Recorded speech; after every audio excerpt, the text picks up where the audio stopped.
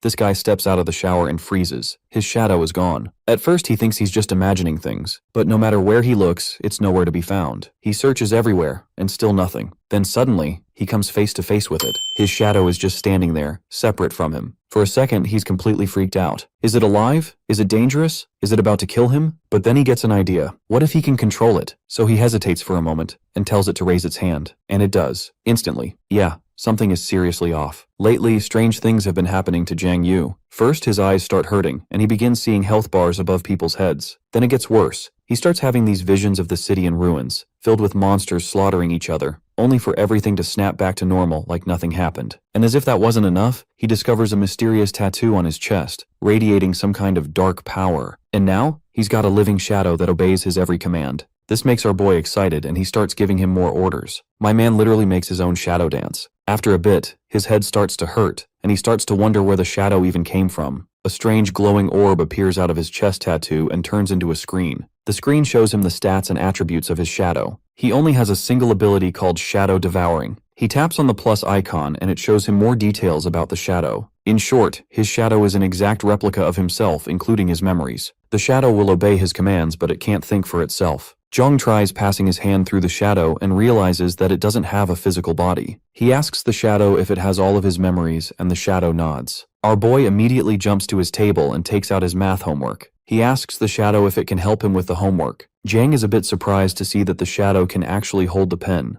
This makes him question if he truly doesn't have a physical body. Since the shadow cannot think for itself, it fails to do the math homework and drops the pen. Zhang gets mad and tells him that he could do this homework in 2 minutes. He wonders if the test is too difficult for him. Instead of asking it to solve the questions, he asks the shadow to write the lesson from memory. This time the shadow gets to work and starts writing. Our boy thinks to himself that he doesn't even need to be a superhuman anymore since his shadow can basically cheat on tests. He might as well sell all of his books. Jiang can definitely see insane potential in him. He takes a look at the attribute panel again to find something else. He clicks on the plus icon below his shadow technique, and it reveals that he can absorb shadow points from all darkness. This will increase his strength and can also be used on dead objects. Jiang wonders how this thing actually works, since he doesn't know if he has to physically make contact with the darkness or the object. He starts looking around and notices the shadow in the corner of his room. He tries absorbing the shadow, but nothing happens. This makes him annoyed since the ability doesn't even have a manual or guide for beginners. Suddenly a notification pops up that informs him that his eyes have undergone an unknown transformation. This grants him a new ability called Shadow Pupil, and he can activate this to see the dark side of the world. Jiang wonders if this is the same place he saw earlier. He decides to take it step by step and not rush things. As he is thinking about his new powers, he turns to his shadow and asks him to stop cheating. Instead, he orders the shadow to do some push-ups. The shadow gets up and starts disappearing into the ground. Jiang panics as he wonders where his shadow went. After a few moments, the shadow appears out of the ground again and stands in front of him. Jiang asks him where he is, and the shadow tells him that he is on the dark side. When he asks the shadow what he is doing, he reveals that he is exercising just as he ordered him to. Jiang wonders if it is more beneficial to practice on the dark side. He dismisses the shadow and gives him permission to go back. After the shadow leaves, he sits back on the table and prepares to do some serious work. The next morning, we see him sleeping on his desk, dreaming about food. He suddenly wakes up and feels his back hurting because he slept on his stomach. At the same time, someone knocks on the door. Jiang opens the door to meet his girlfriend and classmate Lu Yao Yao. He notices her health bar at 93 and wonders why it dropped at this time. He realizes that it's probably because of the pollution since his shadow came back from the dark side. He asks her why she came so early and she reveals that she heard about his new drawing. She wants to see his design collection. Yao Yao was startled as Jiang closed the door too fast. She gets a bit mad at him, but our boy stands there in shock as he notices cracks along the wall. He can't even believe his own strength. His girlfriend also looks in surprise and starts analyzing his whole body. After thoroughly scanning him, she asks him if he has been going to the gym. She dismisses her own question as she realizes that he is just a loner who hasn't exercised in years. However, it is still strange that he got such muscles overnight. She starts touching his muscles and asks him if he did something. Jiang denies it and says that he raises his bookshelves every day. Our boy realizes that the effects of his shadow exercising also show on his own body. His girlfriend doesn't believe that he got this body with such little exercise and thinks that he might be taking some enhancement drugs. She tells him that there is still time for him to turn back. Jiang mockingly tells her that she talks too much, and before he can react, she grabs him by the arm and starts to take out something from her back pocket. Jiang screams as he asks her if she is about to use some lethal weapon on him. Yao Yao takes out a wristband and tells him that it is an instrument that is used to test the pollution index. Killing alien races, ingesting foreign objects, and resentment can cause this index to rise. If the pollution within a person is not purified in time, it can cause them to turn into an abnormal form. Jiang laughs internally as he hears this, since he doesn't think that the thing on his chest would have any pollution. His amusement turns into shock as the machine starts reacting with the chest device. He looks back to see his girlfriend with a gun who is ready to shoot him if necessary. He uses all of his willpower to try and calm down, which stops the reaction. The result comes out normal, and it shows no pollution in him. He sighs in relief as he realizes that he is safe. She mentions that her dad taught her to be careful with everything. Hearing this, Jiang tells her that he recently drew some famous comic characters and asks her if she wants to see them. Yao Yao gets excited as she wants to see the drawings badly. Later, Jiang thinks back and realizes how close he was to getting caught. He opens up the system window and reads a notification that his shadow has started exercising in the shadow world and has gained shadow points. As he continues reading all the notifications, he realizes that his shadow has grown a lot stronger. This makes him shocked, and he wonders if his shadow has been training all night. The shadow keeps on training, and our boy can already feel the results. However, he feels that these exercises are not enough, and he should make it even more difficult. He orders his shadow to do push-ups and planks. Those planks are not normal ones. He actually orders the shadow to push up with 2 fingers on one hand and push up in a tiger pose. Jiang makes his shadow do martial exercises and squats. He then increases the difficulty level of those exercises by including running with weights and abdominal exercises. Meanwhile, Yao Yao is standing outside the main character's room and hears him ordering his shadow. She assumes that Jiang is actually training, and all her doubts are too much. She is relieved to know that there is nothing wrong with Jiang. She goes back home to read some comics. The scene shifts to year 99 of the disaster calendar. The date is January 20th, and it's day 1 of obtaining shadow. The shadow keeps on training all night without feeling tired. Jiang gets stronger due to his shadow's constant training. Jiang thinks it's shameful for young people like him to be content with their current situation. The next day he arranges more training for the shadow, and the results are amazing. He wonders if he can kill Yao Yao with just a single punch now, but he realizes that he has to work harder. His uncle Lee, who works in the night patrol, also visits him, but he does not notice anything unusual about him. Uncle Lee is getting old, and he has also lost his arm. Jiang thinks that he can kill 3 Uncle Lee and 10 Yao Yao with just a single punch. He works even harder the next day. He wonders that his life cannot go on like this, and he has to work hard to gain extraordinary abilities. He decides to strive more and more. On 24th of January, he makes his shadow train hard while he is doing his work. On 25th of January, he goes for the same routine. His shadow keeps on training, and he keeps on working. On 26th of January, he takes the initiative to train himself, but he gives up on just 10 push-ups. However, the growth rate of shadow points is very slow. He has got 8 shadow points with his training, and he wonders how long will it take for him to get 10 points and activate the shadow possession. He assumes that he can improve faster if he enters the dark side himself. A black swirl emerges from his feet and takes him in slowly. He vanishes onto the floor and goes to the dark side. To his surprise, he is still in his room. He wonders if it is the actual dark side, as it's exactly like his room. He goes outside to explore the dark side. A few minutes ago, when he tried to enter the dark side, he only appeared in his room. Turns out he cannot get access to the dark side from his room. He has to go out in order to explore it. Therefore, he goes out. The dark side looks exactly like the real world. This makes him angry, and he keeps on walking. He hears a sound from behind and wonders if it's a person who is here to help him navigate the place. However, it's a strange creature that attacks him from behind. He dodges the attack successfully. The creature looks like a monster with red eyes. It again tries to attack Jiang, but he keeps on dodging all the attacks. The main character orders his shadow circle to open and jumps in the circle. Luckily, he exits the dark side through the shadow circle and escapes that creature. This scares him to death. He does not understand why that creature attacked him from nowhere. Luckily, training all these days has made him flexible enough to escape that creature. The main character plans on avenging that creature as he has tried to kill him. On January 28th, he again enters the dark side and fights with the same creature. This time he gets hit. The next day he again enters but fails to take his revenge. He gets badly hit on his chest this time. On January 30th, he gets hit 3 times and loses 6% of his HP. The main character takes a day off and decides to recover at home. Yao Yao is taking care of his wounds. She asks him if he had a fight with someone. He tells her that these scars are his medals. Yao Yao mocks his scars and tells him that he will become arrogant when his body gets stronger. Jiang brushes her off and inquires about the upcoming martial arts test. The test is just a month away, and he wants to know Lu's plan for it. It seems like she has forgotten about it. In the disastrous year, most industries have become less popular, especially the cultural and art industries. Art-related practitioners have gone to the bottom of society. People are no longer interested in entertainment. They are now more interested in national affairs. Night guards have attracted a lot of attention and become the stars. Those who aspire to become a night guard have to pass a martial arts exam set up by the state. Candidates who pass this exam live on to have a special life. Yao Yao reveals that she does not want to participate in the martial arts exam. To Zhang's surprise, she actually wants to learn about music. Zhang encourages her to go and learn music, but he is not sure if her father will agree. Her father is a senior executive of the Night Patrol Department. His designation is equal to a second-generation employee who does not take the civil service exam but becomes an independent worker. Yao Yao is not worried about her father. She is actually dreading the new law that says this year as everyone has to take the martial arts exam and apply for it. Zhang does not seem surprised as the authorities do not care for their wishes. They have allowed students with average qualifications to apply for the general examination. Yao Yao tells him that the pressure on the night patrol has increased.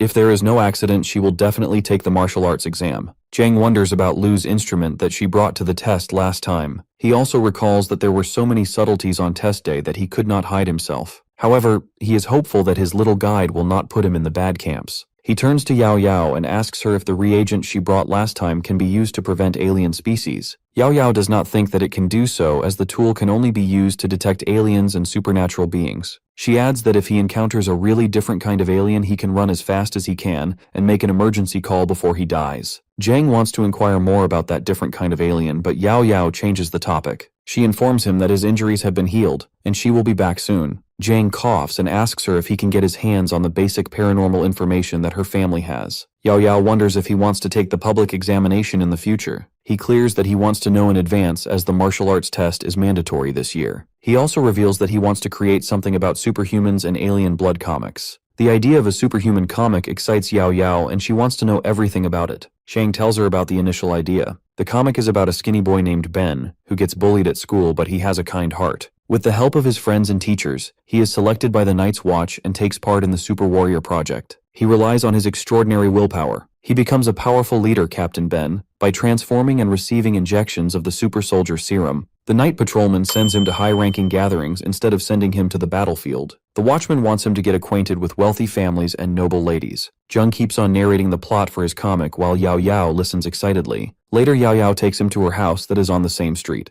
They enter her room and she tells Jiang to wait as she wants to go to her dad's room to get the materials. While she is going, Jiang stops her as he has found a comic about sibling love. She tells him that it's not hers. Her friend has left it there. She goes away and cautions him not to touch her stuff. Once she leaves, Jiang wonders that she has not changed a bit. She loves music and is not willing to throw away her childhood musical instruments. He recalls that she always used to force him to listen to her music even if he was not interested in it. He plays on one of her tapes and recalls their childhood moments. Yao Yao enters and asks him if he has started liking music. The main character comes from childhood memories. She remembers that he wouldn't even recognize musical instruments in the past. He brushes off her remarks and finds a VR device. He wears it and falls down the abyss. The virtual reality looks real to him. That unknown world is full of taboos and dangers, which is a source of disaster. The aliens are born in this mysterious place and are constantly killing and destroying the real world. Zhang wonders if these species are the ones he saw in the hospital. Between the real world and the abyss, there is a shadow that is called the dark side of the world. The dark side is actually a part of the real world. Before the cracks opened in the abyss, the alien species had infiltrated the world through the shadow layer. The Night Guardians control their entry and exits, but there is still someone who has slipped through the net. Every 2 months, the shadow layer is reset to reproduce what they are currently seeing.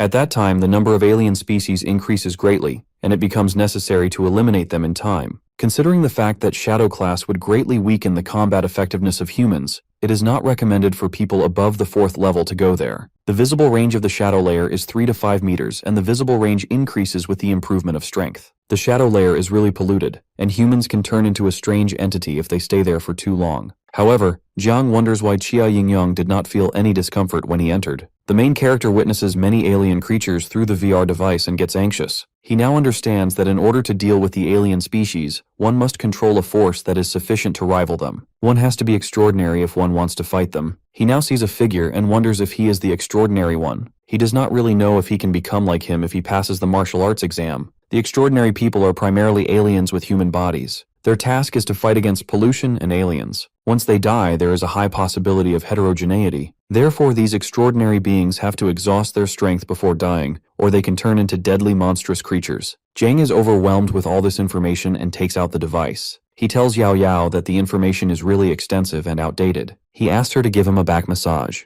She gets angry at his request. He bribes her with 3 original Ultra HD drawings. She agrees and starts massaging him. She feels that his shoulders are hard. Jiang explains that his neck has become muscular as he has been working out. She inquires if he also does abs. He gets that she wants to touch his abs and he allows her to do so. While she is feeling his abs, her father enters the room and witnesses this scene. They all dine together, and there is a lot of tension between Jiang and Uncle Lu on the table. Yao Yao tells her father that he has a misunderstanding. Lu does not buy it as he has seen them together with his own eyes. Yao Yao has no words to say, therefore she shouts at Jiang and urges him to say something. The main character is also hesitant, but he somehow manages to tell her father that it is all his fault. Jiang then admits that he has done that and Lu can do whatever he wants. Lu, on the other hand, gets furious and looks for a knife. Yao Yao tries to calm down her father while Jiang tries to escape, saying Uncle Lu has a misunderstanding. Yao Yao and Jiang are childhood lovers, but they have different personalities. People see the main character as a notorious guy, while Yao Yao is an educated and likable young girl. Despite having opposite personalities, she has always loved playing with Jiang when they were young. He wonders if it's because he has once saved her from mean kids. He also thinks that she likes him because she glorifies his bravery and handsomeness. He remembers that she was willing to play with him even when he pretended like a homeless kid to prank others. He still recalls how she used to accompany him in his pranks, and her father used to scold her for hanging out with him. Uncle Lu has always been wary of him. Lu sits down on a sofa and stares at both of them with doubt. He lights up his cigarette and asks them about the scene that he saw when he entered his daughter's room. Zhang explains that he is looking for some information about aliens and supernatural beings. Lu, on the other hand, thinks he is spoiled. He asks him if he knows the actual reason behind keeping this information hidden in advance from the students. Zhang does not know the actual reason, so Lu explains it to him. Human souls are heterogeneous and are subject to deviation. Despair can drag a person to the abyss.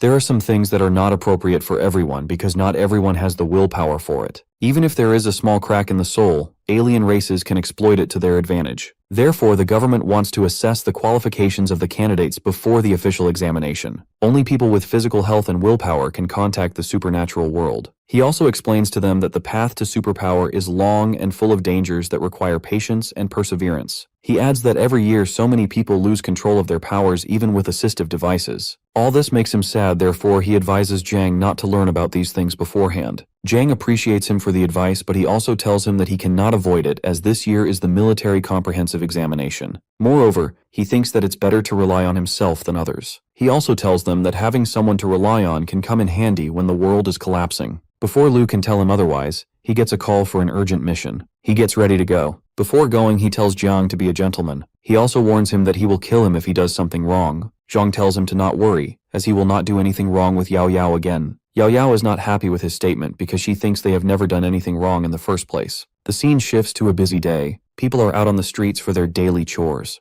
Jiang has also come out of his house and is standing in front of a screen. The screen displays members of the Sunset Watch who have the responsibility for guarding the Sea of Clouds. The main character seems a bit disappointed with the amount of information he has received on the supernatural. While doing his groceries, he thinks to himself that he will not be able to access the information again as Uncle Lu will keep it hidden. Meanwhile, he gets a call from Yao Yao who tells him to bring milk and eggs. Jiang replies in a teasing tone that she should clearly state if she needs pads. He grabs her pads and goes out. While going back home, he is thinking about his upcoming test and the effects of his shadow's training. The shadow exercises are effective, but it would not be enough alone. Therefore, he decides to add some other practical exercises as well. He has frequently seen advertisements about fighting against the aliens. In addition, this year the number of students will be higher in the martial arts exam. He looks up at the dark sky and gets a feeling that something really bad is going to happen in this world soon. He realizes that it's better to not think about this yet and focus on evolving by fighting with the alien races. He looks around to confirm that no one is watching him. Once confirmed, he enters the dark side. As soon as he enters, he realizes that someone with 14% HP is marching towards him. When he comes near the main character, he recognizes him. He is a young boy who lives on the same street as Jiang. He is injured badly and is about to die. Jiang asks him about his presence in the dark side, but before he can answer, he falls down to the ground. Soon, the monstrous creature appears from behind the boy. It's the same creature that Jiang wants his revenge from. Jiang also sees a little boy and girl who are hiding from this creature. He now understands that this creature is the reason behind the boy's low HP. The realization makes Jiang angry, and he gets ready to take on the monster. The scene shifts back to the time when the young lad came to the dark side. He is a night guard who is coming back from his overtime duty. He is tired from his long duty hours and work pressure. He regrets taking the martial arts exams as he would have not done it if he already knew about its work pressure. He suddenly hears a call for help.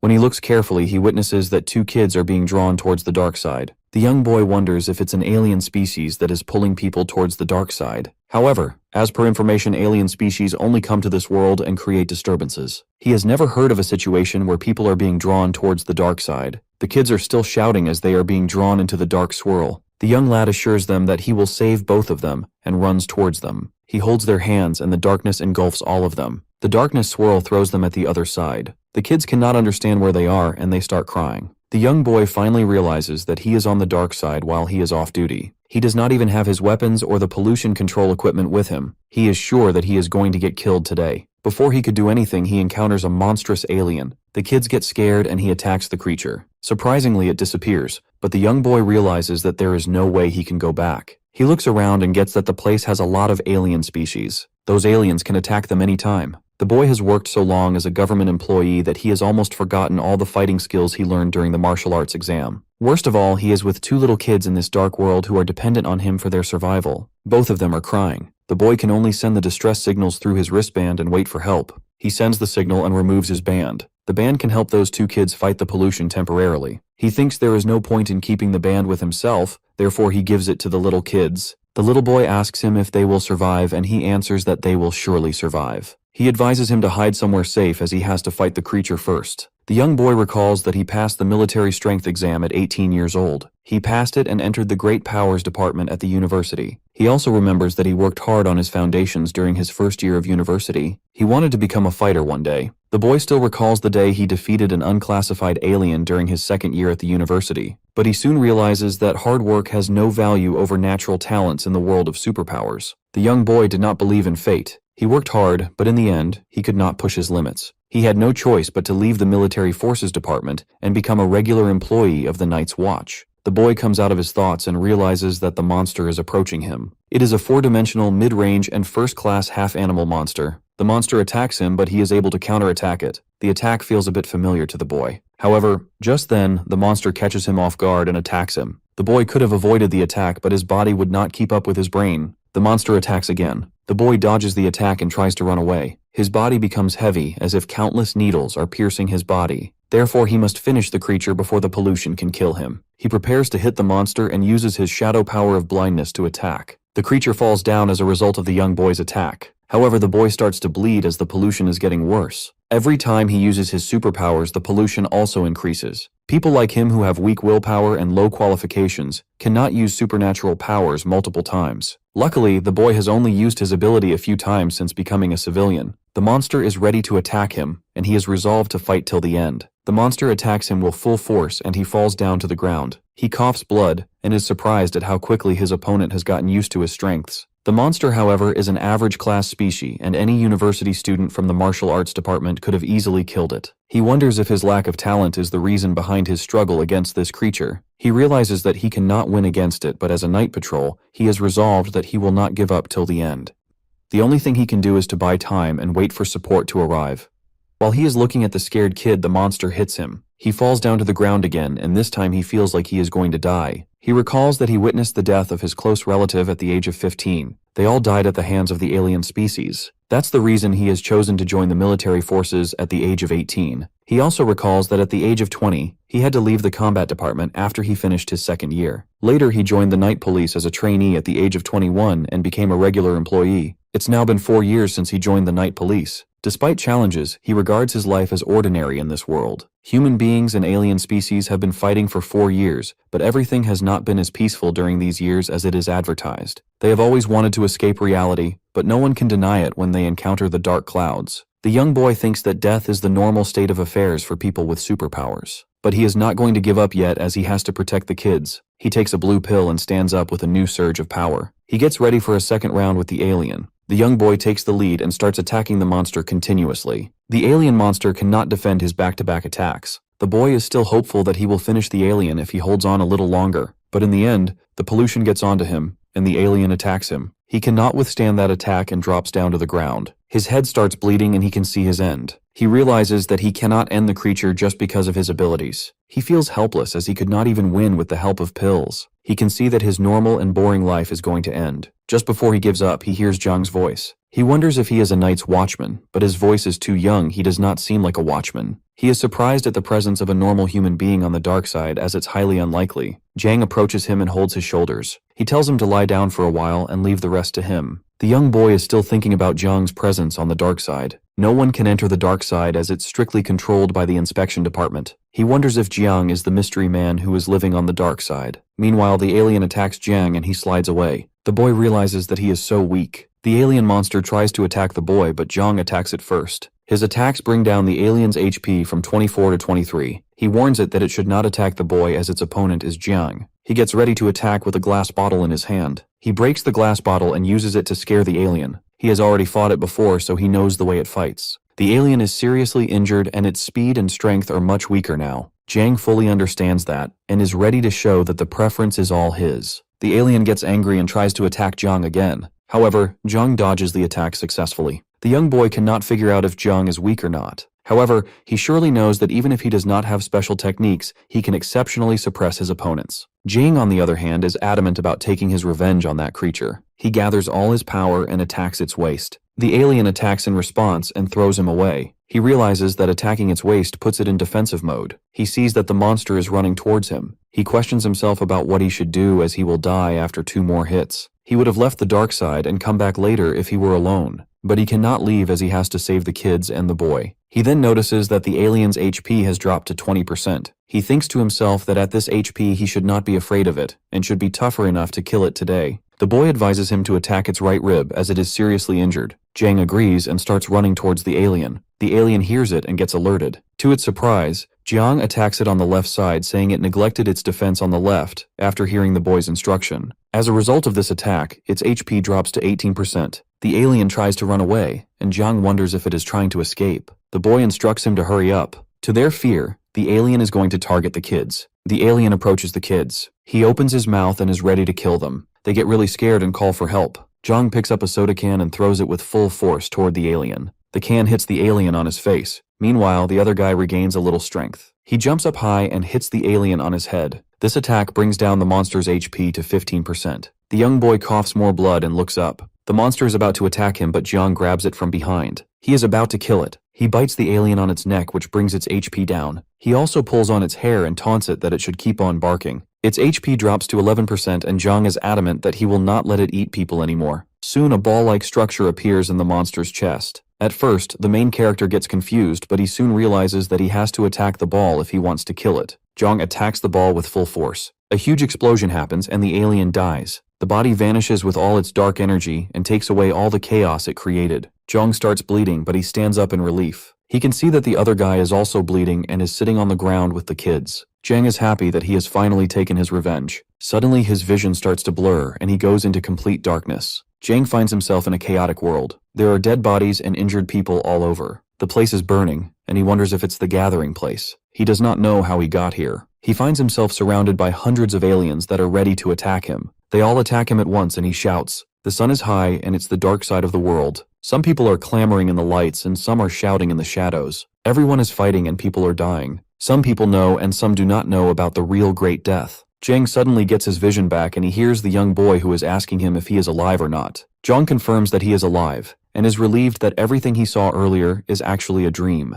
He does not remember anything after he killed the alien. He touches its body and realizes that it's a shade-eating alien. The young boy asks him if he is fine, as he is not saying anything. Before he can say anything, he realizes that the boy's condition is very bad. According to his blood volume standard, he could still be saved as he still has 10% HP. As per the standard HP system, human beings with 10% HP are considered near death, and there is a slight chance of their survival. The boy requests Jiang to help him lean against the wall. They both sit down leaning against the wall. The boy asks Jiang if he is a night watch. The main character is surprised at the fact that the boy does not recognize him despite living in the same building. He assumes that the boy might not have seen him enough around the building, which is why he does not know the main character. Jiang replies that he is not a night patrol. The boy tells him that the way he struggles to kill that first-order alien species, he must not be a night patrolman. He laughs and adds that not all night patrollers are strong. Jiang wonders if that guy does not know how to say thank you, as he has just saved his life. The boy then smiles and tells the main character that he did great. He again mocks Jiang by telling him that he never saw someone use a bottle of soy sauce to get rid of an alien. He keeps on joking while coughing in between. Jiang wonders how he can be in such a good mood after sustaining all the injuries. He He also wonders if all night guards are always in such a good mood. The guy asks Jiang about his age and university. He tells him that he studies at North Metro Academy and has just started his sophomore year. He lies to the boy as he does not want to share his personal information with other people. Turns out the other guy also studies in the same university, so he asks for Jiang's department. Jiang seems confused, so the guy plans to not ask him any more questions. But moments later tells Jiang that he assumes he should be in the martial arts department, as anyone from liberal arts cannot deal with the first-level monster. He keeps on talking and asks Jiang for a cigarette. Jiang does not have it, so he offers biscuits. The guy takes it and tells Jiang that he is stingy. The main character tells him that he had plenty of them, but they broke down during the fight and are scattered all over the place. He offers to give some of them to the guy if he still wants them. The guy refuses to eat them from the floor. A few minutes later, he asks Jiang if it is his first time fighting an alien on his own. Qin tells him that he is right. The guy reveals that he sometimes envies the martial arts department, examination, and even the combat department, as they are very lucky. He himself is unlucky as he has poor qualifications and weak willpower. He considers himself hopeless, as he cannot increase his power even after taking Yuan Wang, a pill that can increase combat effectiveness. Jiang tells him that it's better to stop talking and save some energy, as he has to wait for the rescue team to arrive. The guy tells him that he just wants someone he can talk to. He goes on to say that the willpower of civilians like him is so low. No matter how strong they are, their hearts are weak. They cannot resist the pollution for long. Jiang asks him if he has regrets about taking the martial arts track. The guy clenches his fist and reveals that he badly regrets it. He is a clerical worker who can fish around work and talks to girls when he has nothing to do. He also gives training to new night patrolmen, and that is it. He thinks he got into a whirlpool and now he has no way out. He coughs again and Jiang tells him to be easy on himself. This way he will not be able to survive. The guy tells him that he had sent the rescue signal a long time ago and the rescue team should have been there by now. He is also worried about the kids who are now lying down on the ground. Jiang stands up, but the guy warns him that there are other alien species that can attack him. He also mentions that the main character will not be able to dodge them with his skills all the time. He asks him to sit down and talk to him until the rescue team arrives. Jiang thinks to himself that this guy is good at torturing people instead of the aliens. Jiang stays and listens as the man talks about his past, telling stories about how brave and fearless he was. The man smiles and tells Jiang that if he ever goes back to university, he should send his apologies to the head of the Supernatural Technologies Department. He wants to apologize for not meeting his expectations since he wasn't able to kill even a first-class monster. The guy also asks him to thank Deputy Director Huang from the Academy of Supernatural Literature for her guidance. He admits that her advice to not act arrogant in class is really embarrassing, as she always talks about passing the torch and the survival of the human race. Jiang jokingly asks him to wait till he gets a notebook or come back later to explain everything himself. The man sighs, saying he has kept all these thoughts inside for a long time and just wants someone to talk to. He mentions that it would be nice to visit Northern Watch Academy again. Then he asks if Jiang has more of those cookies left. He seems to like them a lot. Jiang tells him that his taste is weird enough, and besides, he can't find spicy stick-flavored cookies anywhere in the world. The guy simply smiles and tells him to forget it. Suddenly, the energy in the air thickens, and the man says that the night patrol has arrived.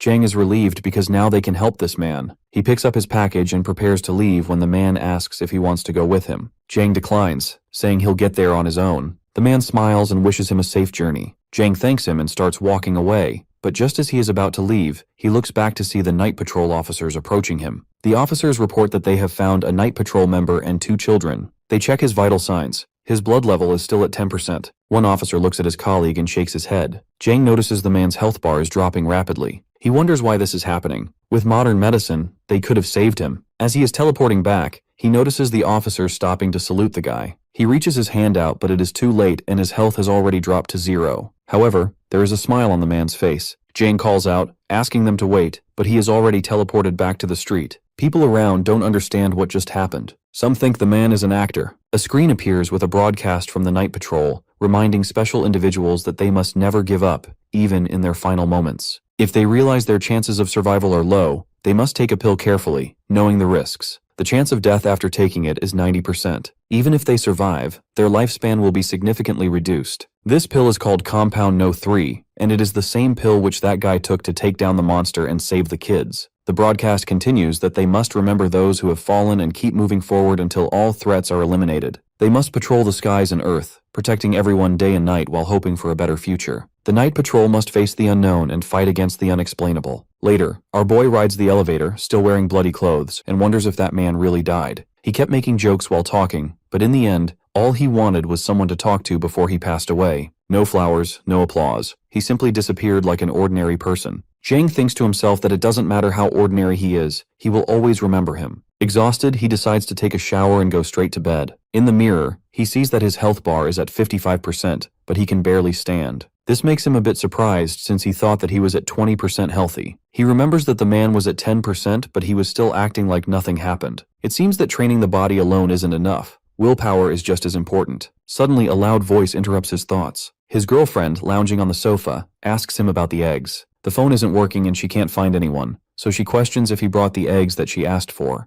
Jiang turns away to hide his bloody clothes and mentions that New Year is coming. Due to this, stores have long lines where people wait for hours. Then, he asks how she got into his house. She tells him that he orders takeout every day, so Uncle Lee asked her to take care of him. He was the one who gave her the key. She notices his bloody clothes and asks what happened. Was he in a fight? Jiang insists it's late and tells her to go home before Uncle Lee gets the wrong idea again. But she grabs his arm and makes him turn around. He tries to brush her off, saying he's just hungry and wants to make instant noodles. Through the holes in his clothes, she sees his wounds and gasps. She asks him how he got hurt so badly. Jiang becomes nervous and awkwardly says he forgot to buy eggs. He explains that on his way home he saw a robbery, so he stepped in and fought the guy. He mentions that he beat the guy pretty badly, so she doesn't need to feel sorry for him. Later, when the police arrived, they found the attacker in such a terrible state that he was barely recognizable as human. His girlfriend doesn't seem to buy it, so he demonstrates his insane reaction speed and does some shadow boxing in front of her. He continues yapping and says that he beat the guy so badly that even his own mother won't recognize him. As he is talking, Yao Yao gently touches the marks on his face. He loses his mind as he realizes that there is no way she would believe anything he just said. Yao Yao asks if it hurts, but Jiang only sighs and says he wants to sleep. She insists they should tell Uncle Lee everything since he was fighting with people in the middle of the night. Jiang quickly makes excuses, claiming it wasn't a fight and he was just acting righteously. But she isn't convinced. Too exhausted to keep going, Jiang sinks to the floor, admitting he is too weak to move. Yao Yao frowns, saying he needs to go to the hospital, but he waves her off. He assures her he has everything he needs at home, and even claims his medicine is better than anything a hospital can offer. She raises an eyebrow at him and asks if he just wants her to apply medicine for him. With a smirk, he calls her Dr. Lu and asks her to patch him up.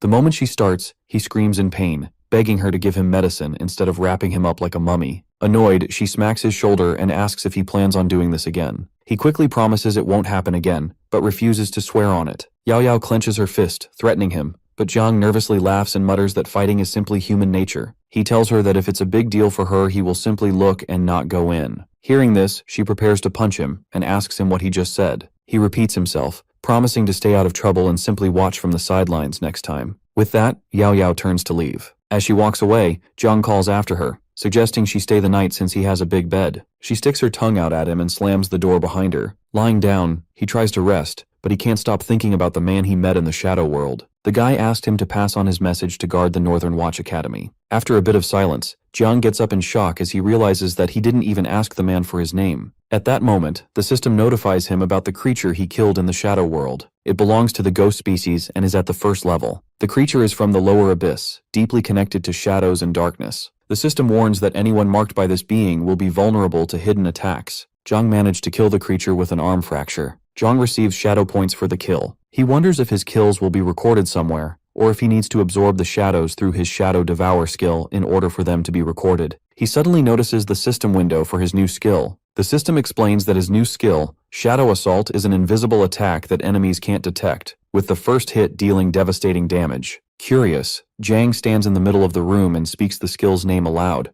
but nothing happens. He frowns, wondering if the system is bugged or if he simply needs a target. Either way, he decides to test it later. Opening his stats window, he reads through his information. His name is Jiang, his attribute is Shadow, and he has accumulated 14 shadow points. He has now become Rogue, a class that specializes in striking from the shadows. His abilities include Shadow Devour, Shadow Eyes, and Shadow Form. Jiang reads the description for all this stuff and wonders how the system even managed to create these game lines. Just then, the system informs him that his shadow has undergone a transformation. Now, he can fully control it and even merge with it to create a special form. Jiang narrows his eyes and wonders if this is a new skill again. The system confirms that the shadow form is now available to him. By training in this state, he can become stronger. His aura will blend into the darkness, making him nearly invisible. While he can use shadow form outside the shadow realm, it will drain his shadow points. This form doesn't have any fatal body parts, which means that even if he gets beheaded, he won't die, and it will only take out a huge portion of his health. Jiang is stunned after reading all this. That last ability sounds like a miracle, but then he spots a catch. If he gets beheaded, instead of dying, his health will drop down to 1%. So in other words, bro just got scammed. He screams as he thinks that it is better to just die on the spot than have a delayed death. Still, it's a useful skill, and he decides to try it out. Summoning his shadow, Jiang raises a finger. Instantly, the shadow beneath him mimics the movement perfectly. Jiang's hand touches the shadow, and it immediately spreads over his body, completely absorbing him. As he examines his new form, he wonders if this is really his body. It feels unfamiliar yet fascinating. Letting out a sigh, he suddenly takes off, dashing across the room in an instant. The force of his movement sends objects flying behind him. He realizes how fast he has become and feels a thrill of excitement. Testing his strength, he lifts the bed effortlessly, raising and lowering it with ease. To push his limits further, he picks up a 100 kilos hammer and strikes himself in the face. The impact does nothing. His body remains unharmed. He laughs in excitement as he realizes just how powerful this new form is. A voice from downstairs interrupts his thoughts, shouting for the noise to stop. He is satisfied with his shadow form and goes back to normal. Opening the system window, he notices something intriguing. He comes across an option that can be activated. He wonders what it means and taps to read more. The description explains that he has only acquired partial authority in his class and has not awakened it yet. After his activation, this will become a class-exclusive ability, and no one else will be able to awaken it. However, it also mentions that there might be risks involved with the activation. Jiang hesitates. The word risk appears in red, making him reconsider. But then, another message reminds him that risks often lead to opportunities. After a moment of contemplation, he selects yes. As soon as he confirms his choice, black matter emerges from the system window and moves toward him. His expression shifts from confidence to panic. Before he can react, the substance engulfs him, forming a cocoon around his body. A medicine bottle slips from his grasp and crashes to the floor. The lights flicker in his apartment as a single drop of medicine hits the ground. The system displays a new message, declaring his status as a hunter. A system notification appears saying that if he doesn't excel in hunting, he will perish in it. He is a born hunter and his attacks will do more damage. More system notes appear. The first states that weapons such as guns, bows, and poisons will not benefit from the extra damage. The second warns that secrecy is crucial. His reputation as a killer will determine his success. The third note is ominous. Even gods cannot escape. Hong examines his hands and thinks about what he just read. At the same time, another notification appears, explaining that activating shadow form significantly enhances his killing ability. He will require less blood to maintain his strength, and when an opponent's health drops low enough, he can execute an instant decapitation. When the threshold is reached, the health bar of the target will turn crimson and he will be able to see their fatal spot. By attacking this spot, he can initiate the execution and eliminate the target. The system further explains that his decapitation skill depends on factors such as blood level, strength, and the opponent's abilities. This makes him recall his previous battle. Was this the same skill that activated when he took down his last opponent? The thought lingers as he processes the new information. With absolute damage and execution skills combined, he almost feels invincible. With these abilities, victory is almost certain. He raises his hand triumphantly, but then, something feels off. He remembers that the system said something about risks. Jiang quickly unwraps the bandages on his body, expecting to see wounds. Instead, his skin is flawless. Confusion sets in. His injuries should still be there. Even the deepest cuts have vanished. Medicine does not work this fast. A realization forms in his mind. His enhanced recovery must be linked to his shadow form. The next day, Yao Yao's friend asks her if she saw Jiang's fight and questions if it was true. On the screen, his profile displays a selfie with a caption claiming he was struck 88 times during a fight. Yet the image clearly shows no injuries. She tells her that Jiang sent her a message saying that he encountered human traffickers. He was holding a watermelon knife and fought off from one end of the street to the other without even blinking. The other friend, still looking at the phone, wonders if Jiang was hurt and suggests checking on him. Yao Yao listens quietly before shaking her head. She then explains that there is no need for concern. Jiang was not in a fight. The only thing that happened to him yesterday was being chased by a dog. She thinks that he is just trying to brag to everyone. The three of them finally reach his home, and she asks them to go in and check for themselves. As she tries opening the door, her friends ask her how she got the keys. She panics for a second and quickly mentions that Uncle Lee gave it to her. She opens the door expecting to see him covered in the bandages, but she is shocked to find him sitting on the floor in pain. She immediately runs over to him and asks him why he removed his bandages. Hong explains that he removed it because he thought that the wound was healed. The friends realize that he wasn't just bragging and actually telling the truth. They are impressed by his muscles and start touching him,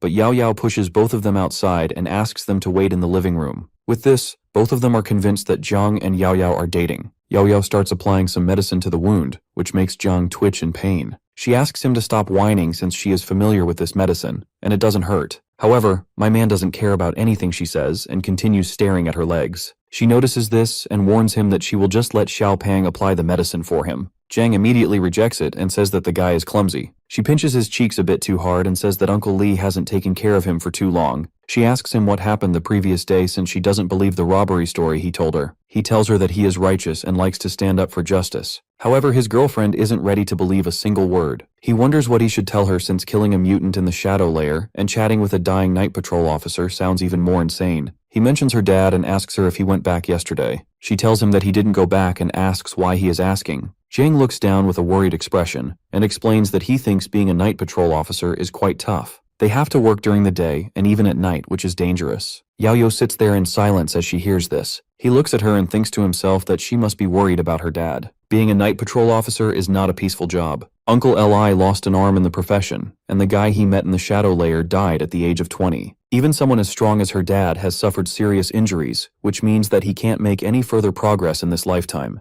Yao Yao looks at him and asks if he is going to join the night patrol after clearing the martial arts exam. He thinks for a moment and reveals that he isn't sure. He then jokingly asks her if there will be any beautiful girls on the night patrol, which makes her annoyed. Meanwhile, the two friends try to listen into their conversation from the outside. The two of them wonder what is going on inside. The two of them finally walk in. Zhang asks them how they got here, and they tell him that they wanted to know what was going on with him. They tell them not to worry and ask them to sit down. As they both sit down, Zhang starts yapping again and tells them a made-up story. His girlfriend thinks that he is just trying to show off again. She tells him that she is going to the supermarket and asks him if she should throw away his clothes since they are torn away. Without even looking at her, he tells her to throw them away and continues with his story. However, he suddenly realizes something and leaps towards Yao Yao. He frantically tells her to wait and mentions that he has something else in his clothes. In an anticlimactic manner, a bag of sanitary pads falls out of his shirt. Yao Yao looks at it with a confused expression and asks him why he brought it here. Jang nervously scratches his head and tells her that he bought it from the supermarket yesterday since she told him that her stomach hurt. Meanwhile, one of the friends takes a picture of this moment to share with her entire class. Jang hands over the bag to her and asks her if she needs anything else. She furiously throws the bag back at him and says that she doesn't need anything. He acts confused and asks her why she is getting angry all of a sudden. The two friends think of this as a usual couple fight and decide to leave. After everyone leaves, Zhang is free to test out his skills. He commands his shadow to merge with him and prepares to start a fun exercise. Zhang gets enveloped by a dark substance, and he travels to the shadow realm using his shadow. Despite the place being filled with pollution, he feels remarkably comfortable. It is the same feeling as a person who has been living in a polluted industrial environment for a long time, and they get to visit some vast plains. He is currently at 60% health, but all of his pain is gone and his health is also regenerating. A bright current starts surging from his body as he prepares for his exercise. He feels like his body has unlimited strength. In no time, he begins doing hundreds of push-ups. The system notifies him that his dark form has entered the shadow layer. He starts gaining shadow points for these exercises, and it increases his strength further. With each of these push-ups, his body grows a bit stronger. He stops at 1,000 push-ups and decides to go outside. The outside world seems eerily empty. He thinks to himself that he would have a lot of disciples if he were this strong in the real world. He then starts doing bar exercises using only one arm. Meanwhile, in the Night Patrol headquarters, an important meeting is about to commence. Executive Liu sits there while a guy presents him with a report on darkness fluctuations. He informs him that the range of fluctuations in the darkness is wide and the oscillations are abnormal. Pollution levels have also risen, and it is spread across a larger area. Some of their squads identified similar cracks in other regions as well. A girl continues with the report and states that the distribution of these fluctuations is more concentrated in residential areas this time. This is a bit strange since these fluctuations were randomly distributed previously. The report says that unusual activities have become more frequent in the past few days. 4 abnormal incidents have occurred where people have been dragged into the shadow layer to the dark side. These incidents are rare, but nobody knows if they will increase in the future or not. Abyssal fissures are more dangerous as compared to the disturbances caused by the shadow layer. If one compares the creatures of the shadow layer to the ferocious wild beasts, the abyssal fissures will win as Godzilla can also come out of it. Suddenly, Uncle Lee, who has been sitting there all along, joins in the meeting and comments that these all are just suspicions, so there is nothing to worry about. He also mentions that they have been preparing for combat for so long. Everyone, including Executive Liu, gives him a glare, so he tells them to carry on with the report.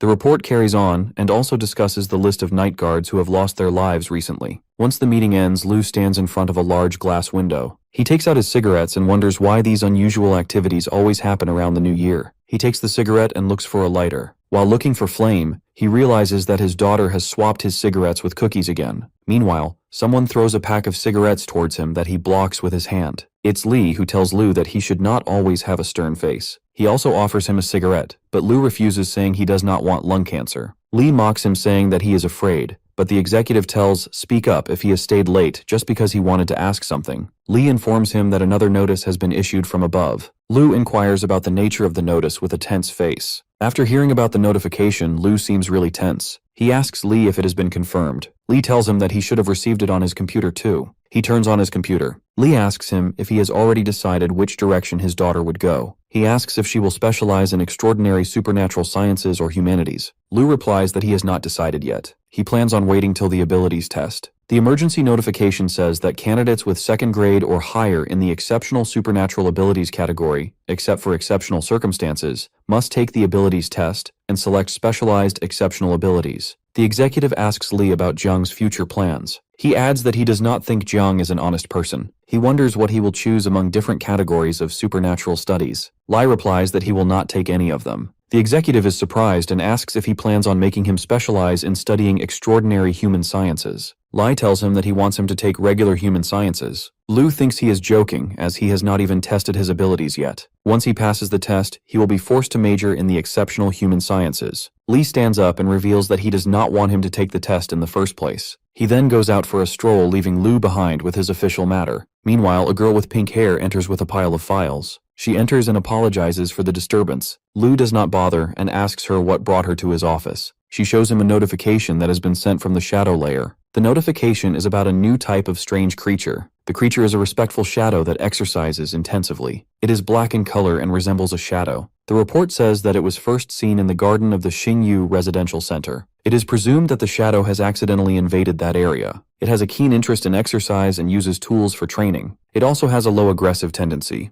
The report mentions that the creature offers its greeting when it is approached by the explorers. The risk assessment for the shadow is low, and its kill record is none currently. The secretary with pink hair informs the executive that the monitoring team has found this peculiar type of being near the residential area. There are no records about it in the database, so she wants to ask for the executive's opinion. Lou has not seen such a creature before. The scene changes to the shadow layer where Jiang is filming a spider. He tells everyone that the spider has more protein when compared with the same amount of rice. He goes on to say that the spider meat is tender and delicious. Anyone can easily grill its surface using heat. After taking one bite, one will feel that it does not taste like beef or lamb, but it tastes like spider meat. He then posts the video. He regrets that he did not know people were interested in snapshots from the shadow layer's scenery. Now he knows it and thinks it won't be long until he becomes famous on the internet. After posting his video, he comes to know that a lot of people are already creating content about exceptional abilities. It feels strange to him as he was not allowed to post such content online. Just then he receives a notification that he has to go hunting, otherwise he will die. John gets frightened and bashes the notification.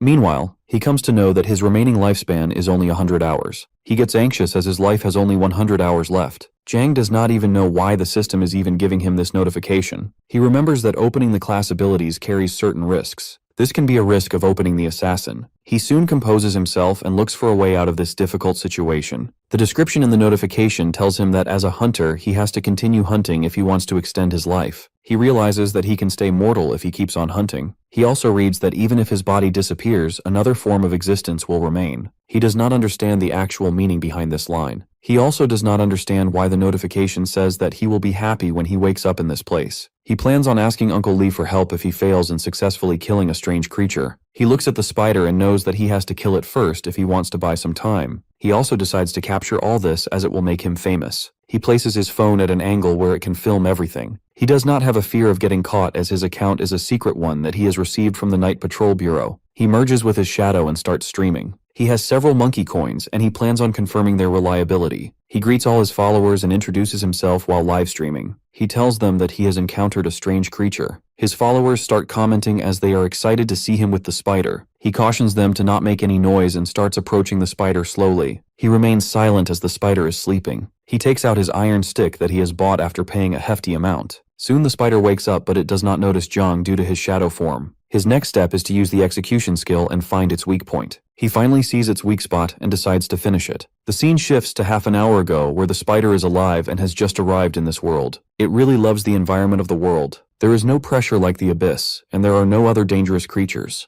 The spider considers itself a weak creature and wants to be cautious. He recalls his fight with a strange fellow of the same species a while ago. The spider got injured in the fight, but it got a good meal. It plans on sleeping for a bit to regain its strength. While sleeping, it gets disturbed by a boy and gets to know that he is going to attack it. But the strange thing is that it cannot see the boy. It changes its sleeping spot considering this place as unsafe. Meanwhile, Jong hits it with the iron rod and feels the shadow points seeping out of his body. He gets to know that he should be struck at certain points to extract his full power. The spider has only 40% HP left as a lot of its blood has been shed. Jang plans on going for another hit, but before that, he gets hit by the spider. But to his amazement, he does not feel hurt. The spider is losing a lot of blood, and Jinog realizes that it's because of his direct hit to the weak point. He then uses his shadow attack skill and is in awe of how it sneaks into the darkness like a thief. He realizes that there is no need to face the spider directly. He can just wait for the right moment and strike. He prepares for his final blow and the hunter-prey pursuit. The scene changes to a girl holding a phone and watching a broadcast with a man announcing that the night patrol is protecting the city's people. He greets the viewers and explains that he is on duty today. His topic is the construction of low-ranking others. The girl scrolls through her feed and moves to the next live broadcast. In the next broadcast, a girl with green hair appears. She greets everyone and shares that she is visiting a small restaurant in an alley. The girl kicks her legs in the air. She scrolls to the next broadcast. A man admits that he has been busy lately. Another girl says she is helping her family. On a bed, there is a jacket, underwear, and a magazine. Another blogger mentions that her lighter is like family to her. If she can't pick it up, she is doomed. The white-haired girl who is watching the live stream starts getting bored. She complains that nothing interesting has happened recently, but suddenly she finds something exciting. She watches Jiang's broadcast, where he introduces himself as Yu from the northern capital. On the screen, strange creatures fly across the sky, and a monster leaps from one rooftop to another. She immediately sits up in surprise. She gets excited and can't help but wonder if those monsters are real or just special effects. Our boy, who is streaming by the allies Yu, points to the side and introduces the creature behind him, a shadow spider, an ancient ghost of the first rank, the weakest kind of other. Comments flood the screen. Some admire Yu's looks, calling him handsome and cool. Others complain about their own problems. One girl wishes she had more money to buy him gifts. Ignoring the comments, Yu explains that the shackles on the spider produce terrifying sounds that ordinary people should never hear. The white-haired girl frowns at the comments and gets annoyed. She calls the commenters idiots, criticizing their rude behavior online. If only their parents could see what they were posting. Then she suddenly pauses and quickly starts typing her own message. Yu transforms into a shadow and vanishes into the darkness. The girl is shocked. She wonders if he is actually some kind of exceptional being. This makes her smile as she realizes that things are becoming more interesting. Yu reappears behind the spider and throws a metal rod at it. The monster roars in pain and rises on its hind legs. A bright red beam shoots from the ground, piercing the spider. It stumbles to the side, surprised by the mysterious attack. Yu then lightly touches the monster, and when it turns angrily, he grins and says, "I'm here." The spider lunges at him, but he dodges every attack. He mocks the spider and says that it can't even hit him despite having 8 legs. The white-haired girl, watching from under a blanket, excitedly comments on how fast and handsome Yu is. The spider suddenly releases a large purple beam, covering the ground with acid. It laughs, thinking Yu is trapped. But then Yu's voice comes from above. He asks if the spider really believes he is helpless just because the ground is covered in acid. The monster looks up and spots him on a rooftop. Yu simply says that no place is devoid of shadow, and then jumps down. The spider tries to overpower him with acid, but Yu moves through it effortlessly, even phasing through buildings. He declares himself a hunter of the shadows. Picking up his metal rod, he says that endless killings have clouded his memory, and he only remembers his own name. Suddenly, he drives the stick into the spider's head. The creature groans in pain. He continues destroying the spider and announces that his name is Yu. He places his palm on the dead spider and uses the shadow-swallowing skill to absorb its darkness. Black energy absorbs the spider's body and transfers it to Yu. White ribbons wrap around him, forming a flowing white cloak. He knows the hunt is over. People watching the broadcast are stunned. They feel like they are watching a superhero movie with some even falling in love with him. The girl excitedly presses her phone to her chest. She hasn't seen anything this thrilling in a long time. She quickly visits his profile. His name is listed as the Killer Yu. He has 722,000 likes and 89,000 followers. She decides she must catch his attention. She presses the follow button and thinks that maybe she can contact him. Then she sends him a message asking if she can add a star to the assassination mission with a high reward. Meanwhile, the system reveals details about the shadow spider. It was a first-level, middle-rank creature, part of an ancient demon species. Its body markings indicate its power. The more complex they are, the higher the pollution it spreads. Staring at it for too long is dangerous. The spider's abilities include an acid net and ancient demon corruption. Killing the spider causes sensory disruption. Thanks to Shadow Bite, Yu gains 2 things. First, the ability to create a shadow net and the shadow points from the creature. However, he feels disappointed. This monster was only first level middle rank. He thought it was stronger. In reality, there was a huge power gap, and he only won by using the shadow attack. Yu checks his phone and sees 1.5 million viewers. He grins. So many people are watching him now. Chuckling, he ends the broadcast, saying that's enough for today. He wants to leave them curious. Suddenly, a black thread wraps around his arm. Confused, he realizes it's the shadow net ability. Testing it, he shoots the net at a building and is lifted into the air. At first he panics, but then he starts laughing. Bro literally turned into Spider-Man, but his excitement is short-lived. He crashes into a wall and falls, landing on a street lamp. Groaning, he realizes that he needs to practice this more. An information window appears in front of him. It states that his lifespan has increased by only 3 days, bringing his total to 7. He frowns. This is less than he expected. Even though he has 7 days left, finding other creatures isn't easy, and he needs more backup. Suddenly, another system message appears. It is reminder number 3, which states that a hunter must hide in the shadows. The more he hides, the higher his reputation. The system informs him that he will unlock new hunter powers due to the increase in his reputation. Now he can mark his target, making it easier to find weak points. The system explains that he can mark enemies based on their fear and other negative emotions. However, the duration of a mark is only 1 second. As his reputation grows, this time will increase. Each mark costs energy and exposes his location, so he must use it carefully. Additionally, when hunting a marked target, he gains extra agility and strength. If he successfully hunts them, one of his attributes or abilities will improve. Unlike marking, hunting doesn't drain energy, but since the hunting time is tied to the mark's duration, he must kill his target quickly during the hunting time to enhance his negative reputation or status. After reading the message, he rubs the back of his head, trying to make sense of it. He wonders if the authority is now unblocked and when the person became famous. Looking at the number of viewers, he speculates that the sudden attention might be due to a live broadcast. If that is the case, he decides to hunt others, gain more subscribers, and discover new abilities. With this approach, he believes both his strength and skills will improve. Determined to push himself further, he resolves to try harder today. Suddenly, he notices a red mark and starts wondering what it could be. As he looks around, he spots a massive purple monster with spikes along its back standing behind one of the buildings. Overcome with excitement, he lets out a joyful exclamation, realizing that he has found it. Without hesitation, he jumps off the lantern and lands on the ground, beginning the hunt. His grin widens, taking on a slightly unhinged expression. The scene changes to an apartment building where our boy receives a strong hit to the face. The force of the blow makes him jump up, grab his cheek, and cry out in pain. The attack comes from Yao Yao, who stands over him, demanding an explanation about what is going on and whom he has been fighting this time. Without waiting for his response, she takes out a disinfectant and applies cotton wool to his wound. He tries to calm her down, insisting that he is going to become a hero and that she wouldn't understand. Hearing this, she asks him if he knows any hero who is covered in injuries every single day. She tells him that he is just trying to show off without having any real skills. Without giving him a chance to argue, she stuffs cotton into his nose, warning that he shouldn't get involved in such things unless he has the right skills. He clenches his teeth in frustration but then turns away, confidently stating that he can heal his wounds in seconds using his shadow form. He clarified that he hadn't activated it just so she would have the chance to help him. Her expression shifts to curiosity as she asks him what he means by that. Trying to change the subject, he grabs a water bottle and suggests they watch a movie instead. She casually replies that there isn't much interesting to watch. As she picks up her phone and scrolls through some movie titles, she mentions that a certain YouTuber has recently gained a lot of attention. Her face turns red with embarrassment as she brings up the topic. Noticing her reaction, he asks her about the YouTuber. Without answering directly, she holds up her phone and urges him to look at the screen. To his shock, he sees his own shadow introducing itself as You, a memory loss assassin from the shadows.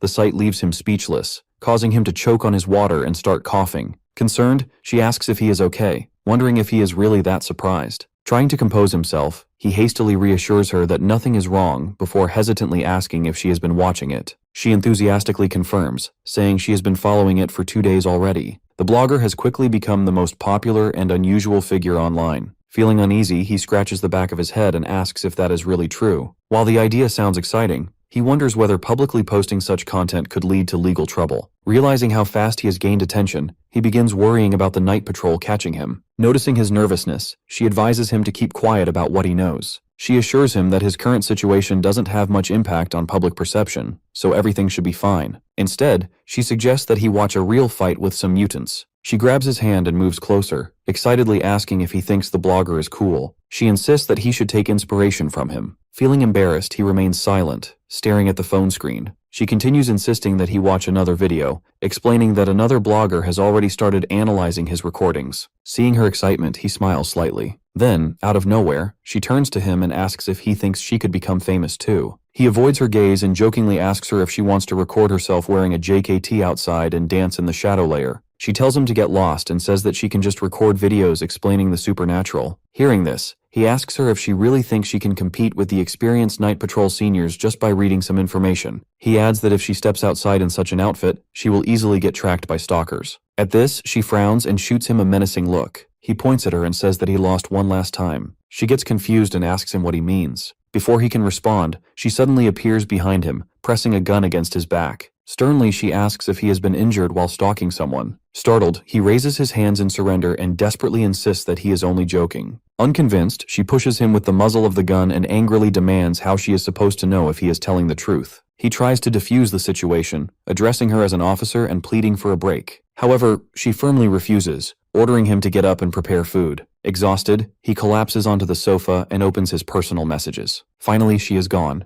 Just as he relaxes, something catches his attention. He notices a flood of new messages from people asking who he is and why his videos are being posted. Some question if he is connected to the Night Patrol or if everything is staged. Others want to know if there are more pictures or if the footage is edited. Amidst all these messages, he notices some people mentioning him and saying that a guy named Real Deal has just exposed him. This makes him curious, and he goes over to his channel. He clicks on the link and suddenly sees an old man broadcasting on his channel. He greets everyone and says that they are not exploring shops today, but are instead dealing with a scammer. The guy asks his audience if they have seen the video and if it looks real to them. He tells them that they will watch the video first and then analyze it frame by frame on a computer. It is the same video of Jung fighting the spider. The old guy pauses the video at a specific frame and asks the audience if they can notice the discontinuity between both frames. This means that the video is edited. He then points to the background and mentions that it has also been edited to cover the unrealistic parts. Jung is confused since this guy is supposed to be a food blogger who goes to different restaurants and gives his reviews. He wonders why he is trying to leech on his popularity. He only cut off a few embarrassing scenes from the video, and he is getting criticized for it. The guy then explains why he has decided to review the video. He turns the phone around and shows them the authentic tag on his profile. He claims that he is a member of the Night Patrol and has once killed countless monsters. Because of this, they can spot a fake instantly. However, they soon move on to another discussion. Jong presses the comment button on his phone and sees users flooding the chat with messages. Some doubt that the footage is fake, questioning how something like the shadow layer could be fabricated. Others wonder why the video needs editing if it is real. Was the entire story false from the beginning? Some refuse to call the video fake outright, while others point out issues with certain objects. One commenter expresses that they trust the Night Patrol more. Jong smirks, thinking that they are all fools who fail to understand anything. However, he believes that one day they will learn the truth. Standing up from the sofa, he stretches and remarks that if the video is indeed fake, then it is time to start hunting others. But before that, he needs to teach the old blogger a lesson. He decides to move back into the shadow layer and thinks of all the titles he can add to his new video. After getting transported to the shadow realm, he takes out a mini camera and attaches it to his jacket. He notes that the number of creatures seems lower than the previous day. The shadow layer, it seems, resets itself from time to time. Suddenly, something catches his attention, and he asks himself what is happening. He senses a level 6 creature who wants to ambush other mutants. Gripping the club in his hands, he grins and prepares to see what someone of the 6th rank is capable of. The hunt has begun. Taking a step to the side, he stands at the edge of a rooftop but suddenly stops. Letting out a small sigh, he trembles slightly before deciding to descend the stairs, reminding himself to stay calm and avoid any sudden movements. A powerful killer like him is not meant to rush. He is a special kind of hunter. As he climbs down the stairs, the creature he spotted earlier emerges from the walls, letting out a loud roar. He pauses and puts a mark on the target, causing a magic circle to appear in front of the creature. The monster immediately becomes wary. Observing this, he feels that everything is going according to plan. The marked target is supposed to experience a deep, inexplicable fear. He notices that the monster bears a striking resemblance to another creature he has encountered before, one with deadly blades. He wonders if it has evolved. He then says that it doesn't matter since the same kind of transformation has happened to him as well. Without hesitation, he uses the 6th staff technique, wielding his blade before striking the monster directly in the stomach. The creature's blood level drops to 45%, which immediately puts him on alert. Taking a step back, he leaps high into the air and initiates the hunt. The system promptly reports that the mark and hunt ability has been activated, temporarily increasing his strength and agility. Its duration is 1 second, and if he kills the target within this period, he will gain additional rewards. He swings his weapon at the monster once again, but it dodges the attack and he ends up hitting the building behind it. A bright light illuminates the surroundings. He looks back in surprise to see the monster completely unharmed. Shocked, he pushes off the building's wall and continues his pursuit. Finally, he lands directly in front of the creature, which lets out an eerie screech and flails its appendages in different directions in an attempt to intimidate him. He hesitates for a moment before the monster suddenly opens its mouth and lets out a weird sound. Jang's head starts to feel dizzy, and he wonders if the mutant is launching mental attacks on him. The monster suddenly slashes him and he fails to block the attack. He clears his throat, lands nearby and looks down at his hands, realizing that the monster is quite powerful. He notes that his blood level has dropped to less than 66%, as he has already lost 34% in a single attack. As the monster charges at him again, he quickly understands that its attacks are incredibly strong, and that he needs to come up with a strategy. The mutant tries to hit him, but he starts dodging all of its attacks and even taunts it. The battle between them intensifies, filling the area with loud, echoing sounds. The monster continues advancing, and suddenly it stops right in front of him. It extends strange appendages from its mouth, but Jang is nowhere to be seen. As the monster searches for him in confusion, our boy takes advantage of this moment. He rushes forward and calls it a fool for falling for his trick. He thinks to himself that despite the creature's evolution, its skills have not changed. This is still his territory, and today, the monster will not gain the upper hand. With that thought, he launches a series of attacks, striking the creature multiple times. The monster roars in pain, but he remains unfazed. He gives it no chance to attack and continues his offense. Slowly, his punches start cracking the mutant's face. He jumps up in the air, and before he can deal the finishing blow, he stops. He looks at the mutant's face again in shock as he notices the night patrolman looking back at him. He can't believe his eyes as the guy in front of him was taken away by the night patrolman.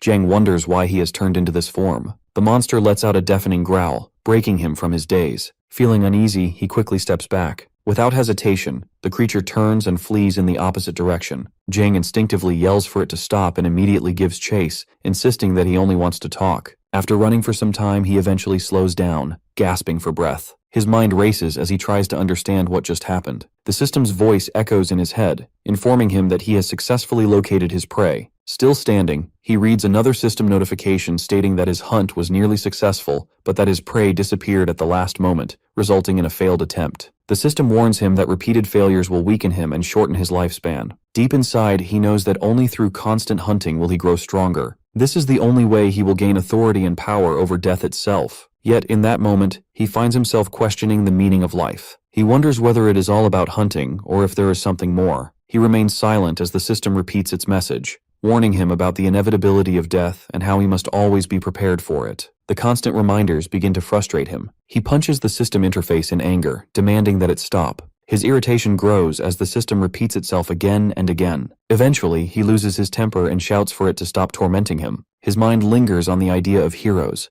those who sacrifice themselves to save others. He questions whether all of them eventually end up like this. Lowering his hand from his face, he catches sight of his reflection, and suddenly wonders if dying would turn him into a monster as well. At that moment, magical energy surrounds his entire body, illuminating him with an otherworldly glow. Clenching his fist, he makes a firm decision. There is no turning back. He must continue hunting. He has now reached the Cloud Sea gathering place in the East Zone 1. Glancing at his phone, he shifts his gaze toward the sky. He recalls news reports stating that anomalies frequently gather in this area, so there is no need for him to worry. As he speaks, shadowy blue sparks and dark energy swirl around him. A black hole forms above a nearby building, and he steps through it, instantly appearing on the rooftop. Looking around, he quickly realizes that the number of anomalies here is far greater than he expected. However, he notices that they are not bold enough to step outside the buildings. A sudden noise catches his attention. He turns toward the source of the sound and spots a creature glowing with a bright purple hue on the rooftop opposite him. Observing it carefully, he determines that it is an incredibly strong monster. However, he also notices that its leg is badly wounded, causing its health to drop significantly. Taking this as a sign of opportunity, he tells himself that he will not back down. Stepping out of the shadows, he moves closer to the monster. The creature notices him immediately and retaliates by launching a series of magical energy orbs in his direction. Before they can make contact, he swiftly vanishes and reappears within a thick cloud of dust. He quickly realizes that the monsters here are far more alert than those he has encountered in his own territory. This monster in particular seems especially sensitive. As he observes closely, he notices the red spots on its body slowly fading. He considers whether this is due to its heightened awareness, but then he dismisses the thought. Instead, he tells himself that he needs to find a way to keep the creature distracted. As the monster shifts its position, he senses an opening. Deciding that it is the right time to act, he focuses his gaze and activates his ability, marking the monster as his target. A glowing magic circle appears around his eye as he watches the creature with growing intensity. Meanwhile, back at her home, Yao Yao prepares food while keeping her back turned to the doorway. As the door opens, she thinks that it's Jiang, so without even looking back, she tells him that he is late and asks him where he was. When she looks back, she is surprised to see her dad and Uncle Lee in the house. Yao Yao is startled to see her uncle and father standing behind her. Her uncle gives her a sharp look and asks if she is cooking for Jiang again. Her father responds, saying that it seems like he has been raising his daughter for someone else's family. Yao Yao grins and dismisses his words as nonsense. She asks why they are back so early. He explains that work at the office is finished, so they decide to leave. Since they rarely get to eat together, they are thinking of going to a restaurant for a nice meal. Yao Yao tells them that there's no need for that because she's almost done cooking. Her father scratches his head in confusion, and her uncle suggests that they go to a restaurant another day and sit together for this meal instead. Then he turns to her and asks about Jiang. She replies that she doesn't know and says that he may have gone out to play. Just as her uncle is complaining about how outrageous it is for him to have fun while leaving Yao Yao behind, my man suddenly bursts through the door. He shouts that he's starving and can't wait to eat. Quickly taking off his sneakers, he asks from the entrance what Yao Yao has cooked today, commenting that the smell is incredible. In a cheerful mood, he announces that he bought her favorite candy, but he was bitten by a big dog while buying it. Uncle Lee grabs his head in frustration, and the room falls silent as everyone stares at Jiang. He freezes when he realizes that the whole family is home. He puts the lollipop back into his pocket and makes an excuse, saying that he got chased by a dog on his way here, so he is a bit disoriented. Uncle Lee raises a hand and says that since it's rare for them all to have time together, there's no need to ruin the mood. He invites everyone to sit at the table. As Jiang sits down with him, he pats him on the shoulder and reminds him that it's okay to fight since he is still young. As Uncle Lu pours a drink into a glass, he casually remarks that he sees nothing wrong with a young man showing off in front of the girl he likes. Then, he brings up something he saw earlier and says that he saw him walking with a girl. As he asks him for her name, Yao Yao quickly replies that she is Yu Zhou'er. Their father nods, agreeing that she is quite good-looking, bright, clean, and with a nice figure. He says that if he was younger, he would have done anything to date a girl like her. After that, he raises his glass, suggesting a toast. Jiang, feeling uneasy, wonders how his uncle can say such things in front of Yao Yao. She turns red but agrees to the toast. His dad notices him sitting still, so he tells him to raise the glass. Jiang looks at Uncle Lu with a smile, and without hesitation, he drinks everything in one gulp. Uncle Lu grins as he decides to let him show off a bit. Jiang urges him to start eating since he's out all day and probably doesn't get the chance to eat home-cooked meals often. Uncle Lu chuckles, agreeing that this is a rare opportunity. He then comments that since Yao Yao often cooks at home, it's no surprise that her skills are top-notch. However, Uncle Lu suddenly looks at her with surprise. He doesn't believe it one bit since he always has to order takeout when he is at home. It seems like she puts a lot of effort into taking care of Jiang Yu, preparing a variety of dishes for him. Jiang looks at his uncle with a smirk on his face as he realizes that he has won this round. As they continue eating, they raise a few more toasts to each other. After some time, Yao Yao and her father prepare to leave. Near the door, Jiang wishes them a safe trip. His uncle exchanges farewells with Uncle Lu, who grins at Yao Yao as she waves goodbye.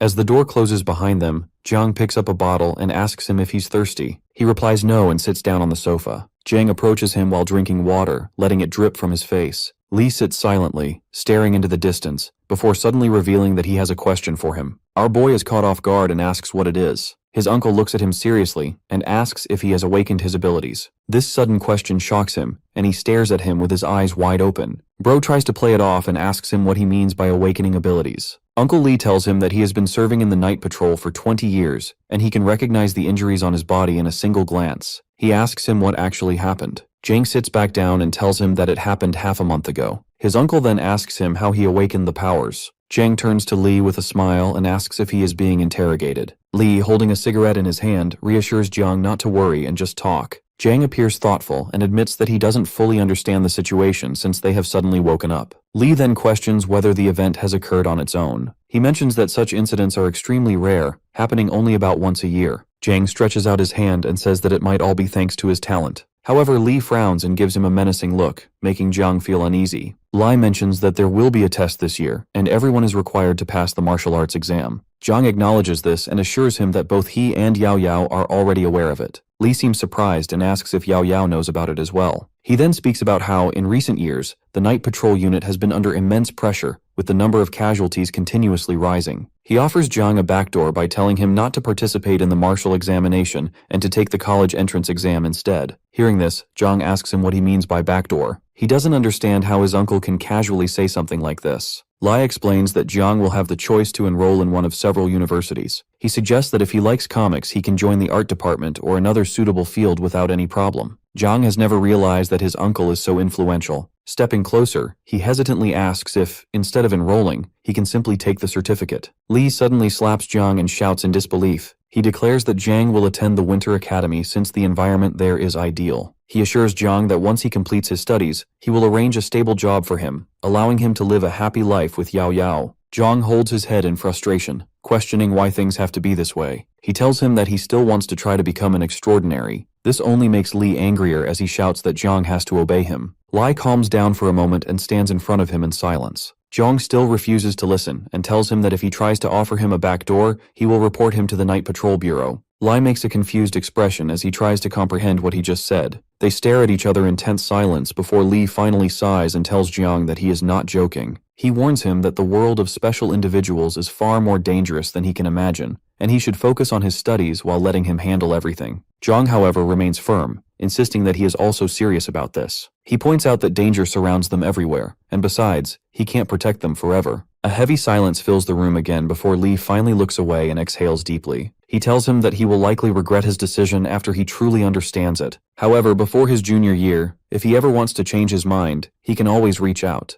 Jiang asks him not to get involved in those crooked paths in the future. Hearing this, Li starts walking towards the door. As he is about to leave, Jiang suddenly calls out to him, asking him to wait. Li turns back and questions what else he wants. Jiang then recalls something he has recently read in the information shared by Yao Yao. It states that special individuals can use all of their powers before death to prevent themselves from turning into something else. He then asks him if it is still possible for someone to transform, even after exhausting all their strength. Lai remains silent for a moment before finally confirming that such a situation can indeed occur, especially if a person possesses certain abilities or if there are external interferences. Li asks him why he is bringing this up, to which he simply scratches his head and says that he was just curious. As Li puts on his shoes near the exit, he reminds Jiang that if he chooses martial arts, he will eventually have to face those things. He advises him to rest early and stop fighting. Jiang agrees, saying he will listen. Before stepping out, Li informs him that the martial arts test this year is early and will start after the Lunar New Year. Jiang asks if it will really happen so soon. Lai confirms it and tells him to prepare before finally leaving the room. We go back to the white-haired girl as she receives a notification on her phone. It informs her that the blogger she is following has uploaded a new video. Excited, she grabs her phone to check out the video. However, she also notices multiple comments from users who dismiss the video as another deception. Many believe that the Night Patrol uses real knives and weapons to eliminate the monsters,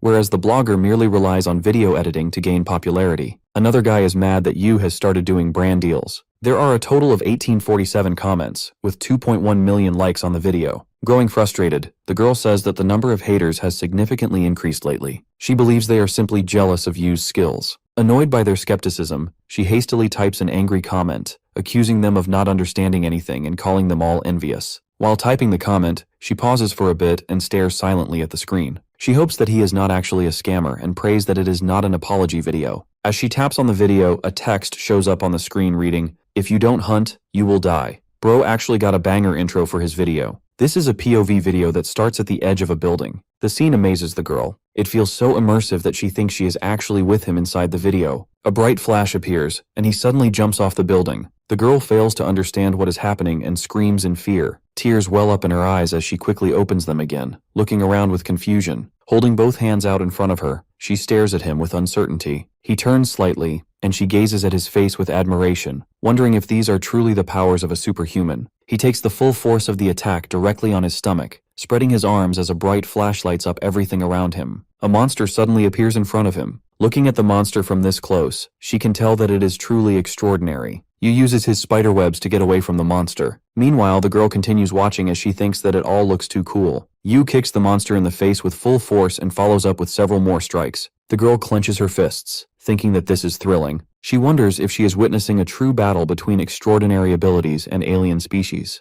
Everything about it feels real, and she is certain that such events cannot be faked. Our boy jumps from the rooftop directly toward the monster, locking eyes with it. In that instant, he realizes that he truly is a fighter from the northern capital. A loud crash follows and the monster is completely destroyed. The green liquid left behind drips from Yu's hands. He stops beside the defeated creature and uses his Shadow Devour skill. The girl stands silently behind him, watching everything unfold. She wonders if he has really absorbed another being, and wonders if his spiderweb ability came from absorbing the spider he previously fought. She questions if he will gain new abilities from this. Back at home, Jung throws his clothes into the laundry basket and stands in front of a mirror. Looking at the wound on his face, he mutters that the pain is quite intense. He wraps a bandage around his torso and admits to himself that the alien species in this area are very strong. If they had not been injured, he might not have survived. Suddenly, his phone vibrates with a notification. He turns to look and sees another video from the blogger Didao, who tried exposing him earlier. The man greets his viewers and announces that today's video will once again feature Yu. He claims that this time, everything looked extremely realistic, but he was still able to identify his modifications. As he plays the video, he points out that the monster is seriously injured and explains that in this state, they become incredibly weak. This means that anyone with energy could have defeated the monster. He questions why Yu would go after such an easy target if he is truly extraordinary. Jiang watches the screen in silence before deciding to close the video and turn off his phone. He finds that guy annoying and repulsive. Lying back on the couch, he thinks about his current strength and realizes that it is still not enough to deal with first-grade alien species. His eyes suddenly open with determination as he decides to become stronger, so strong that no one will ever dare to doubt him again. Clenching his hand into a fist, he prepares himself for what lies ahead. The system displays his current characteristics, indicating that his shadow points remains at full capacity with 32 out of 32 points. He also has new abilities such as Shadow Weave, which he got from the spider, and Shadow Claw, which he got from the last monster he killed. The system rating shows that he looks strong but is actually weak. This makes him mad, and he says that it is the system's abilities that are weak. He claims that he is now 100 times stronger than his girlfriend and can even take 50 of his uncles. Despite this, he knows it is not enough. He has gained some new skills in his previous battles. Jing thought that shadow points were like experience points, but they are more similar to energy points. All of his abilities consume shadow points based on their level. Moreover, his shadow form also consumes shadow points based on his environment. If he uses that ability in the shadow world, it won't consume any points, however it will consume a small amount of points if he uses it in the real world but at night. If he uses the ability during daylight, it will consume a huge amount of shadow points. He uses the shadow points to recover his body and thinks about the incoming marital exam. He guesses that most of the people giving these tests will be equal to 1 to 3 shadow points of what he possesses. This means that even if he doesn't get stronger, he still has enough strength to defeat them. He knows that his continuous boasting is gaining a lot of attraction, but he doesn't want to stay humble. Instead, he decides to showcase his power in the exam. He starts laughing, saying that his uncle is supporting him, so he has nothing to fear. The guy living on the floor underneath looks at him and thinks that he has gone mad. The next day, he sits in a mall looking like he is about to pass out. His girlfriend told him that it would only take 1 hour, but she has been shopping since morning. He leans on his friend and says that he will die if he continues to waste his days like this. His friend pushes him away and asks him not to say stuff like this at the start of the new year since it might bring bad luck. Jiang looks back at him and says that he is not joking. If he doesn't hunt, he will actually die. This makes his friend a bit concerned, and he asks him what he means. Jiang suddenly looks back at his girlfriend and says that it was nothing. The four of them decide to go to a restaurant to eat something. Jiang assures them that he will choose a restaurant that caters to everyone's preferences. After some time, they find themselves in a cafe with a menu filled with dishes like garlic oysters, steamed oysters, and fried onions. The girls look at it in confusion, while Yao Yao questions whether this is really the cafe that caters to everyone's preferences. The green-haired girl confirms it, but comments that the place seems more suited for male students. Zhang glances at the menu and informs the waiter that he has recently been injured and needs to recover lost energy. He orders toast, soy sauce, fried rice, and egg soup. The waiter takes note of his order and reassures him that it is a great choice. Yao Yao, with a smirk, expresses her surprise at his selection, expecting something more unique. Zhang admits that the dishes are quite ordinary, and then requests larger and fresher oysters. The waiter is shocked after hearing this and stares at him in disbelief. After some time, the waiter brings their food and wishes them an enjoyable meal. Jiang offers the food to his girlfriend, telling her that there is no need to be hungry, but she refuses it. At that moment, a message arrives on her phone, announcing that the martial arts exam has been rescheduled. The test date has been moved up, and the test will gradually begin on the 17th of February. The tests will likely end on the 20th of the same month, and the specialized training camp will open on the 25th of the same month. Her friend reacts with surprise and asks if this is really true since the martial arts exam seems mandatory. The other friend tells them that they will have to take the qualifications test after the end of the year days, which makes it more complicated and annoying. Zhang reassures them, casually patting one of them on the shoulder and remarking that their qualifications are not high enough to worry about it. The friend sarcastically thanks him for the comment. He then shares a story from his past, recalling how he was chased by a specter from the alien species when he was just 7 years old. By the time the night patrol arrived and defeated the creature, he had fallen ill and suffered many psychological disturbances as a result. With a grin, Zhang confidently declares that he could have easily fought off that member of the alien species if he was in his place. My man turned into Pinocchio. Yao Yao, unimpressed, asks him if he really thinks everyone is stupid like him. She points out that not everyone shares his confidence. Most people adopt the mentality of escape. She says that it is a good thing since the effects of the events caused by the alien species remain engraved in their hearts. All of them fall silent for a few seconds. Their table remains full of uneaten food as Zhang and Yao Yao exchange glances. Eventually, he spreads his arms and tells them that there is no need to be so serious and they should offer a toast. Before he can complete his gesture, a sudden, deafening noise erupts, causing everyone in the cafe to jump from their seats in fear. Turning toward the source of the disturbance, Yao Yao recognizes the sound as a pollution siren.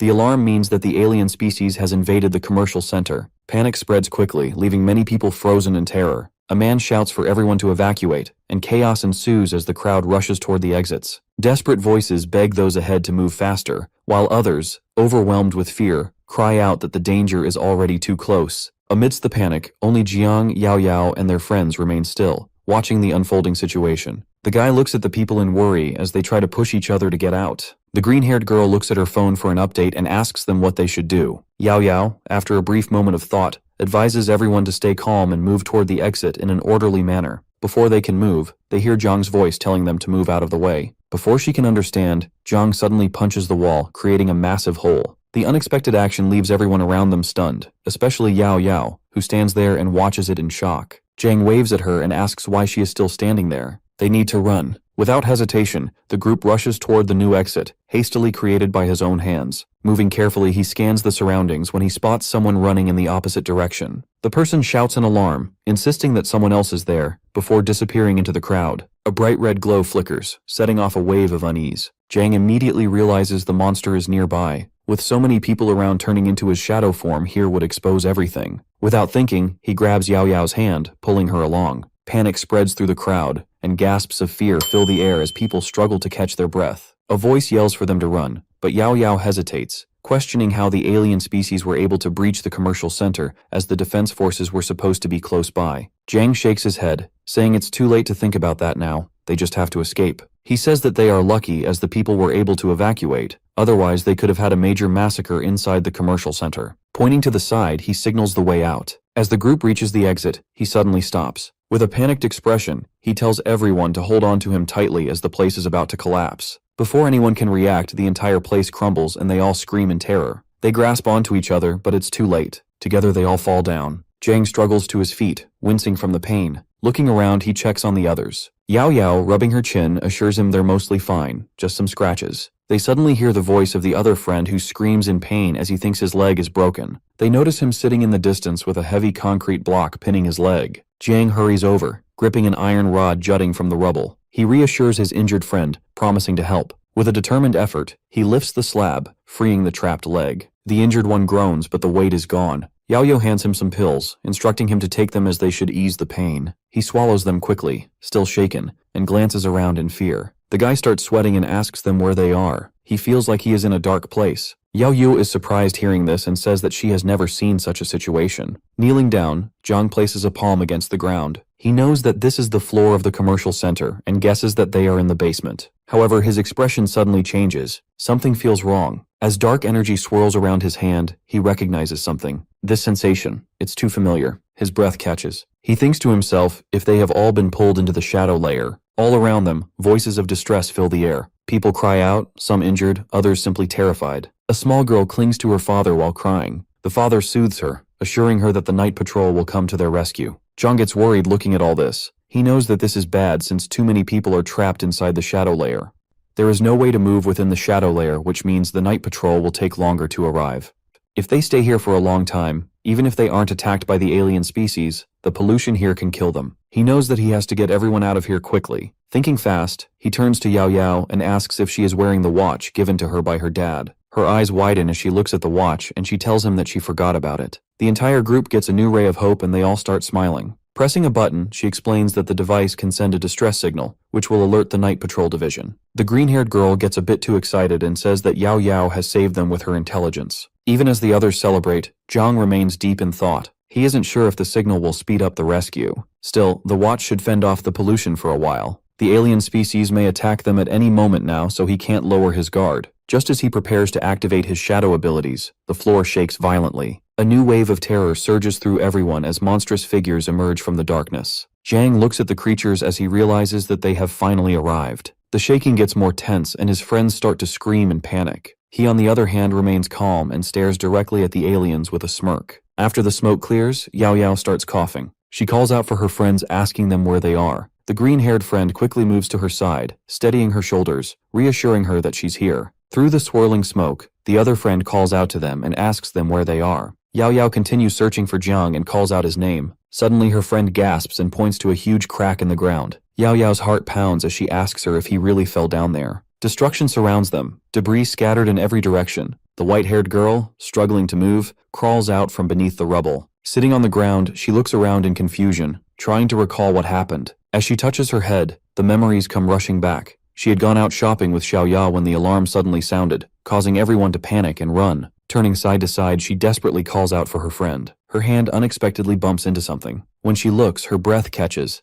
Xiaoya's mutilated body lies beside her. A tremor runs through her and tears well up in her eyes. She stammers, struggling to process the sight, unable to believe what she is seeing. At that moment, a dark figure appears behind her. A claw swings toward her, and as she turns, realization strikes. This is how she dies. The thought of facing death in such a way never crossed her mind. She once believed such terrifying moments belonged only in films. She thinks to herself that if she was a movie heroine, the hero would rush to save her, or at least someone would try to help her. However, that is impossible since this is reality and no one is coming to save her. In the real world, there are no heroes. Bracing herself for the inevitable, she closes her eyes. Blood splatters onto the stone ground. When she opens her eyes, she sees a dark silhouette standing before her. Breathing heavily, she wipes away her tears and looks up in shock. It is Jiang, the same guy she saw in the YouTube videos. He firmly grips the monster's claw with one hand, holding it back with ease. My man trying to riz her up. Hope flickers in her eyes as she wonders if he is a hero. Without hesitation, he throws the monster into the abyss. As she observes him more closely, she recognizes him.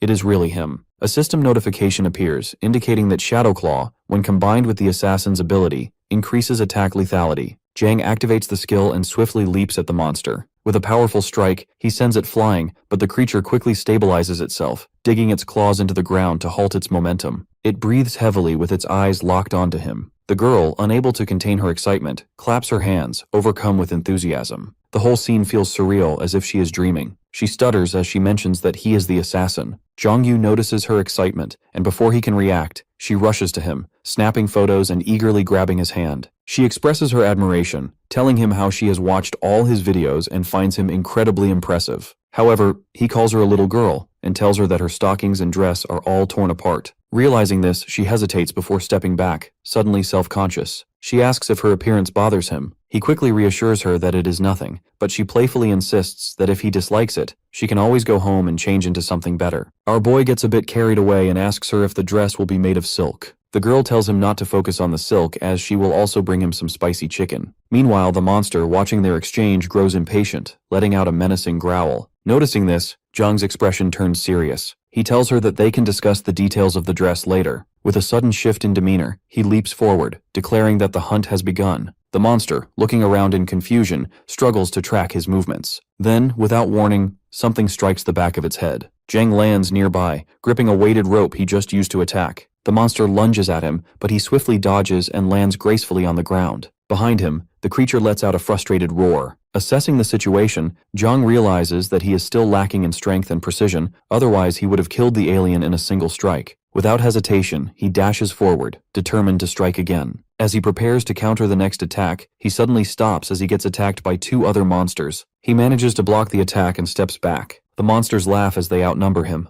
Looking at the monsters, he realizes that it might be a bit difficult to deal with them this time. The white-haired girl, still filming, cheerfully wishes him luck and promises that if he wins, she will show him something cool. Hearing this, Jiang's face flushes with excitement and he turns red. He quickly regains focus, pushing forward with renewed determination, insisting that everything is for their sake. He quickly jumps up in the air to dodge the attack of one of the monsters. However, as he is still in the air, another monster tries attacking him. Since his body is still suspended, he knows he can't dodge the attack. Thinking fast, he swings his claw, releasing a blue rope that wraps around the creature's limb. Using the momentum, he slashes, delivering a fatal hit. The monster falls, lifeless. Turning to the remaining monster, Jiang smirks. He is confident that they will not succeed in killing him. However, before he can do anything, another monster sneaks up on him from behind and strikes him in the shoulder, which causes him to bleed. Blood seeps from the wound, and he quickly jumps back, clutching it in shock. He can't believe that the monsters have the intelligence to cooperate with each other. While two of the monsters were busy trying to restrain him, the other one was focused on attacking. He knows that he can't win if they continue fighting like this. He needs to find a way to take out one of them first. Thinking this, he fires at one of the monsters, but it swiftly dodges by tilting its head. He frowns, wondering if it saw the attack coming. Before he can react, all three monsters charge at him at once, surrounding him from all sides. He tries to evade their blows, but they keep him from retreating into the shadows. His health drops to 45% as he continues getting hit. Realizing he can't keep fighting like this, he pushes forward while deflecting attacks. He knows he must lure them away. Just as he moves, one of them strikes his back, and his health plummets to 35%. Determined, he activates the mark, which is one of his skills that forces the target into fear for a few seconds. Thanks to his last video, his bad reputation grew, which extended the time of this ability to 3 seconds. The timer starts and the monsters are feared. Jiang takes advantage of this and starts eliminating one of them. He approaches the monster from behind and finishes it off. The timer finally reaches 3 seconds, but he has already finished the job. As he stands above the fallen corpse, the system informs him that the hunt was a success. As a reward, his shadow form grows stronger, reducing the energy needed for his abilities. In the shadow layer, his recovery and energy absorption improves. He immediately heals his deep wound and looks at his clawed hands. He then turns towards the other monsters and says that it's their turn now. The two remaining monsters stare at him in fear. His health climbs back to 55%, and dark energy radiates from him. He taunts them, asking why they are afraid of coming near him when they were just trying to kill him a few moments ago. If they won't attack, he will. Just as he moves, bright rays of light suddenly appear. He halts, confused.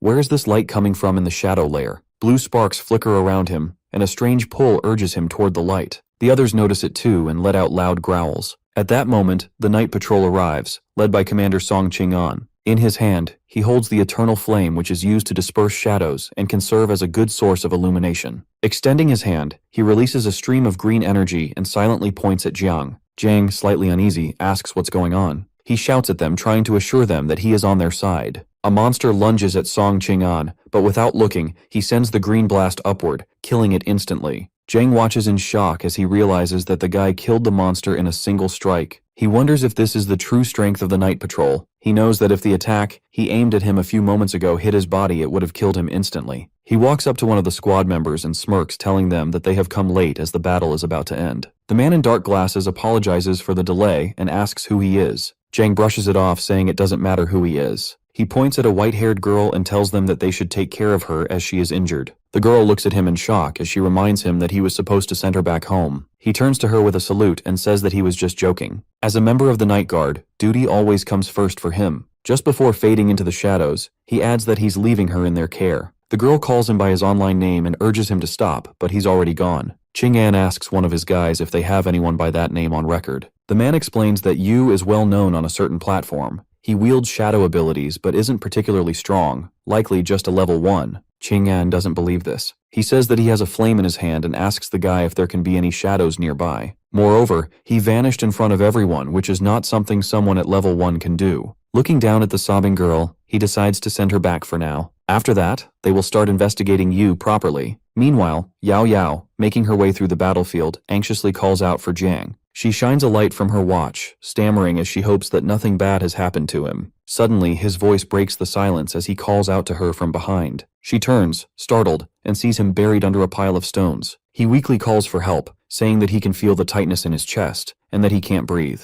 Rushing over, she reassures him, telling him to hold on while she removes the debris. As she reaches for him, he grabs her hand and tells her that he can't hold on any longer, so she should just pull him directly. She asks him how she can safely pull him out with this much pressure from the rocks. However, as she uses a bit of effort, Jiang comes out of the rubble. She looks at him in silence as she realizes that something is not right. She points towards the rubble and asks him if this stone isn't the one holding him. Jiang laughs and tells her that he could have gotten out by himself, but maybe he was just afraid that his body wouldn't move. Her eyes narrow as she examines his back. There's a deep wound. She asks him if it was also caused by the stone. He responds again, saying that he doesn't know, though in his mind, he knows that the stone didn't do anything and the wound was left by the monster. He asks her about their friends. She then explains with a smile that the rescue was carried out by the night patrol, and because of that, Feng Xiaoxiao and Liu Yuqiang were taken away. He asks for clarification, wondering if she has stayed behind just to find him. Yao Yao, feeling embarrassed, turns away and crosses her arms before replying. She insists that if something were to happen to him, she wouldn't be able to face his uncle. Her words leave him speechless, and tears begin to form in his eyes. Overcome with emotion, he suddenly hugs her. Yao Yao is completely taken aback by his reaction, but she quickly starts hitting him, demanding that he let her go. However, Zhang Yu continues holding on. He tells her that he just saw many strange creatures carrying large knives and cutting everywhere. He says that he is scared and needs to hug her to feel safe, but she remains frustrated and asks him to get away. Suddenly, the two of them hear a voice drawing their attention. A green-haired girl, holding a lantern, approaches and asks them if they are okay since she heard a scream. Yao Yao immediately shoves Zhang away and assures her that everything is fine. He quickly agrees, backing up her claim. The girl expresses relief and asks them to follow her as she will lead them out of there. Just as they are about to leave, Zhang suddenly cries out. Yao Yao, now concerned, asks what happened. He wipes away his tears and reassures her that it's nothing. At that moment, a realization dawns on him. He had completely forgotten to absorb the shadow points from the creatures he had defeated. The next morning, inside the Night Patrol headquarters, Zhang is being interrogated. He sits in the interrogation room with a girl named Li Yuan, who is an officer of the Night Patrol. He tells her that his name is Jiang and he is 18 years old. The entire conversation is being recorded. The girl then asks him if he started his school this year, and he confirms it. She tells him that the recent incident has affected him quite a lot. According to standard procedure, individuals involved in the incident must receive psychological treatment and medication from a Night Patrol office, and the effects of this treatment will last for a month. She looks at him and explains that during this period, if the military exam is conducted, the evaluation grade for the qualification test will decrease significantly. Hearing this,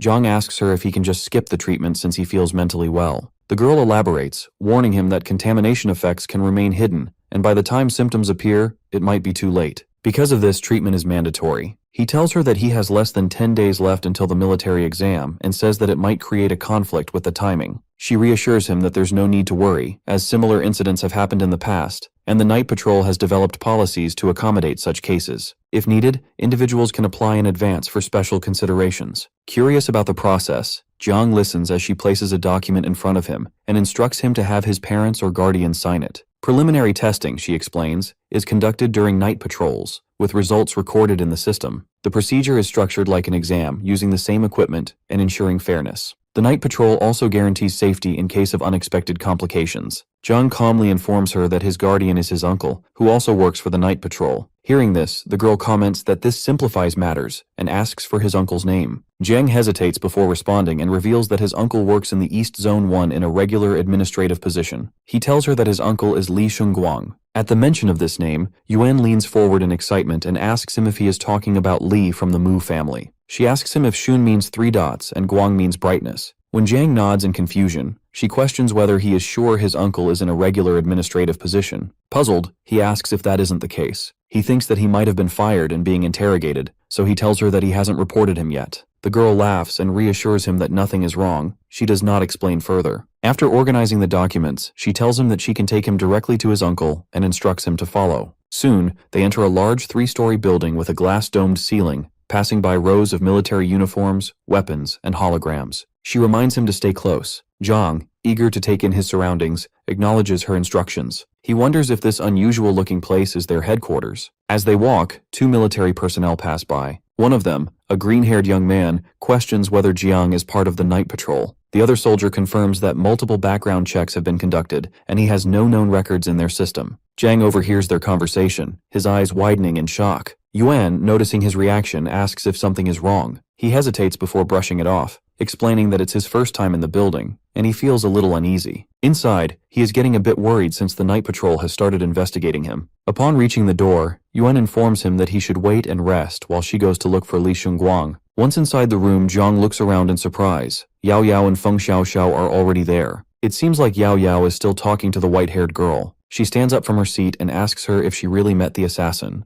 The white-haired girl proudly confirms that she did and even credits him for saving her. Zhang, observing the white-haired girl, wonders why she is there as well. Meanwhile, Yao Yao quickly turns to him, gestures toward the chair next to hers, and urges him to sit. Once he does, she turns her attention back to the white-haired girl and asks her what happened after she met you. She describes how she saw him fight 10 monsters at once. He was calm and serious, and in 1 second when the shadow sword appeared, he decapitated all the strange monsters. She continues her story and mentions that when he was fighting the strange creatures and couldn't hold on anymore, members of the Night Patrol department arrived. However, he disappeared into the shadows, leaving behind a glorious performance of his actions. Jong listens to her story and thinks she is exaggerating too much, as most of those things didn't even happen. Noticing her stockings, he smirks and decides to forgive her for her choice. Yao Yao, after listening thoughtfully, asks who this person is. She mentions that he doesn't seem like a member of the Night Patrol. The girl points out that he seems like a student, just like them. Curious, she asks where this information comes from. The white-haired girl, twirling a strand of her hair, explains that his words, actions, and intuition all suggest it. Most importantly, she adds, he has a particular fondness for a girl's socks which are transparent and snug. She then points at Jong and says that he is exactly like him. Jong, surprised, tries to clarify, but before he can, Yao Yao suddenly grabs him by the hair and raises her fist, telling him that his character hasn't changed one bit. He stutters in response and tries to stand up when Lu suddenly rushes into the room. Seeing her father, she asks in confusion what's going on.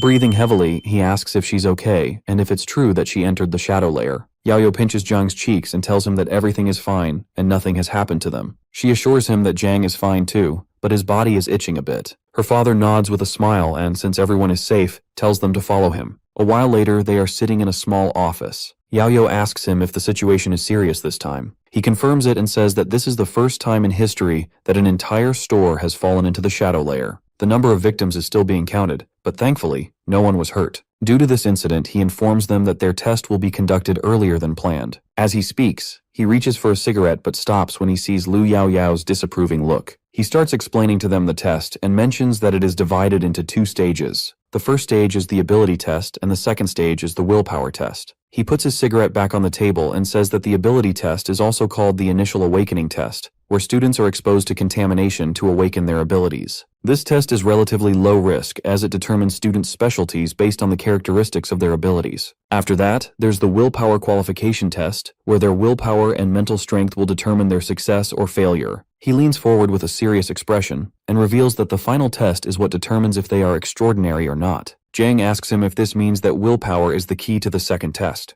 The stronger someone's willpower, the more chances of them being successful. Lu's father shakes his head and clarifies that it's not that simple. Some people can endure extreme pain, like losing an arm, yet their qualifications remain average. Others, who seem carefree or foolish, sometimes show the greatest potential. Willpower isn't just measured solely by endurance, it also encompasses believing in goodness, resisting evil, and adapting to pollution. In short, it's a complex matter. Jang raises his hand, asking if specific thoughts can affect willpower. Lu's father, puzzled, asks why he's suddenly curious. Yao Yao, irritated, gives an example. What if someone constantly thinks about a girl's legs? Jang, embarrassed, realizes she is talking about him. Lu's father, ignoring the joke, explains that it only has a slight effect on willpower. The thoughts of a person relating to integrity don't have a significant positive impact on positive outcomes. On the other hand, if someone has negative thoughts and their heart is steeped in evil, the test results will be nothing but bad. Jang, suddenly worried, asks why that is. Lu's father sternly replies that evil thoughts attract evil. Negative emotions contribute to pollution, and if left unchecked for too long, the corruption becomes overwhelming. If they have negativity in their hearts, they must find a way to release it. Suppressing them within will only lead to confusion, and there is nothing worse than that. Jong thinks seriously about this for a moment, and wonders if having negative feelings is a normal thing. He soon realizes that he needs to go to the club so he can clear his dirty mind. Lu Yao Yao watches him silently. Meanwhile, Lu's father gets up from the table and tells them that they need to go back and that someone else will come to take them for the test later. As he reaches the door, he casually mentions to Jiang that his uncle won't be back anytime soon as he has been assigned a task. He mentions that he has already signed all the necessary documents for him. Jiang smiles and apologizes for the trouble, but Lu's father reassures him that there's no need to worry. They should just go with the flow. Jiang gives him a salute and agrees. Yao Yao, putting on a serious expression, also says she understands. Later, the white-haired girl greets them with a smile, asking if they're back. As they sit at a round table, Yao Yao asks where the others are. The girl points to the side, explaining that they went to complete the formal procedures with their families. When asked why she didn't leave too, she explains that her parents are busy with business. Just a few days ago, they left the city and haven't returned yet. She just had a call with them a little while ago and they managed to complete the procedures remotely. Suddenly, Yuqian's voice fills the room as he announces that everyone is present. The others turn to see him in a wheelchair with a splint on his leg, carried by Xiao Xiao. Holding a glass of coffee in one hand, he excitedly mentions how incredible it is that they sprayed something on his leg and all the pain went away. Zhang approaches him and points out that he is injured, questioning whether he truly intends to take the test. Yao Yao also asks if anything is bothering him. However, he reassures them that there is no need to worry, as he has been informed that his injury will not affect the results. Xiao Xiao, with a sly smile, pats him on the shoulder and jokes that despite his confident demeanor, he was crying in the corner just moments ago. Yu Qian quickly protests, insisting that he was not crying. At that moment, the door opens again, and a group of young people enters with sorrowful expressions. The blonde man at the front even wipes away his tears. Curious about their sadness, Zhang asks why they look so downcast. Yao Yao, looking at them with sympathy, remarks that they simply want to live a peaceful life, but after the test, significant changes are likely to occur. Yen steps forward and, after confirming that everyone is gathered, announces that it is time to begin. She explains that the test is divided into two parts: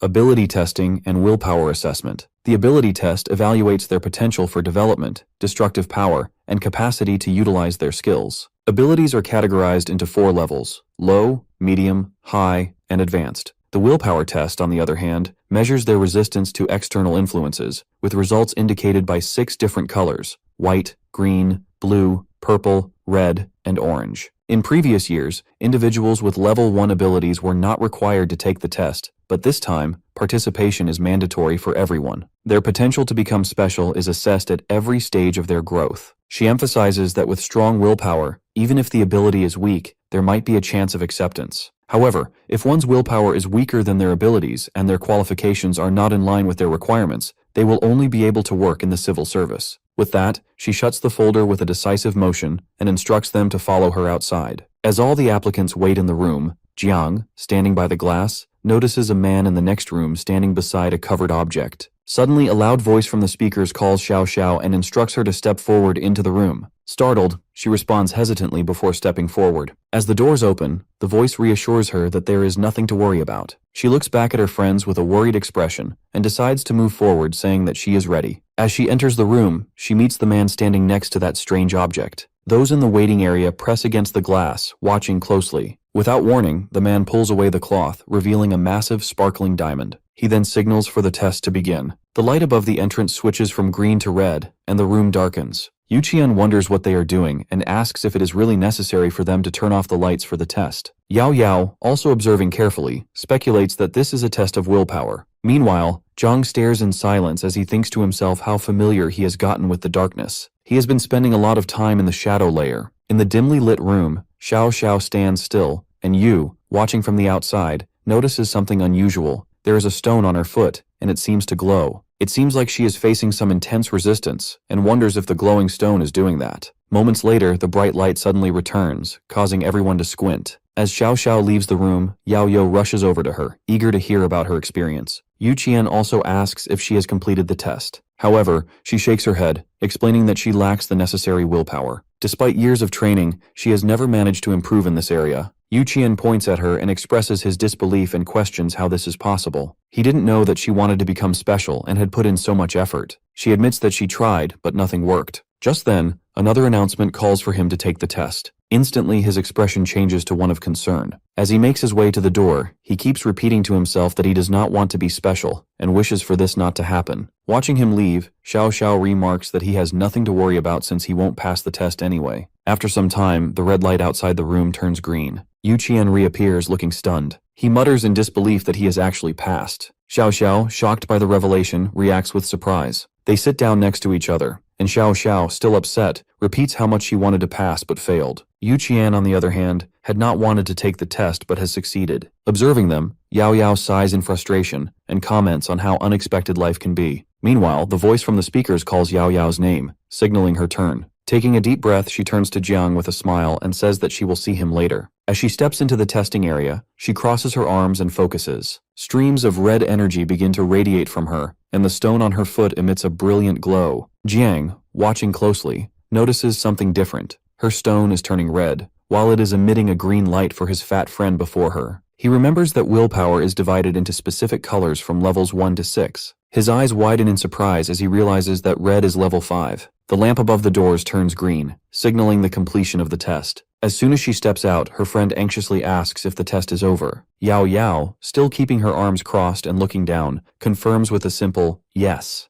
Standing nearby, Jiang laughs awkwardly and asks if she is exhausted. She struggles to catch her breath but only tells him that he will understand everything once he goes inside. Without hesitation, Jiang rushes toward her and embraces her, jokingly asking why she doesn't give him some motivation. She clenches her teeth, visibly irritated, and pushes him away, telling him to leave her alone. Just then, an announcement is made, calling Jiang the next participant. Excited, he runs toward the door, waves at her, and heads inside. Watching him go, she clenches her fists but still manages a small smile, wishing him good luck. He thanks her and walks inside. As soon as Jiang steps into the room, the lamp above the door turns red. A man approaches him, holding a piece of paper and asks for his name. Jiang confirms his identity, after which the man takes his application and hands him a small test tube with a blue lid. He then asks if Jiang has already awakened his abilities. Jiang nods in confirmation. The man instructs him to drink the liquid. However, as he looks up from the papers, his expression changes to one of surprise, and he questions again whether Jiang has really awakened his abilities. Jiang, having already consumed the liquid, tells him that he woke up naturally. The man, seemingly dismissing any further questions, points toward a stone and a blindfold, stating that they should just start the willpower test directly and instructs him to put it on. Soon, Jiang stands in the middle of the room with the blindfold on. He suddenly feels a presence as the man places both hands on his shoulders. The man reassures him to stay calm and let his instincts guide him. He explains that since Jiang's abilities have awakened, he will soon experience his consciousness separating from his body. There is nothing to fear, he just needs to move ahead. With that, the man pushes him forward, urging him to go. As Jiang steps forward, something feels off. He senses himself falling into an endless void. A blue shimmer surrounds him, and then, in an instant, he lands on a water-like surface. Looking at his hands, he marvels at the strange sensation. His body feels weightless, yet he remains connected to it. Experimenting with his movement, he makes large jumps across the water, enjoying the surreal experience. The man, observing from a distance, watches in bewilderment as Jiang moves erratically, twisting and leaping. He exclaims at how unusual it is but quickly warns him to stop jumping, as it could disrupt the test. Jiang quickly composed himself, acknowledging the warning. He then begins running toward a large glowing stone in the distance. It seems too easy at first, but as he moves forward, he notices a strange change. His body starts sinking. His eyes widen in shock as he realizes that he is being pulled underwater. The deeper he goes, the heavier his body becomes, making it harder to breathe.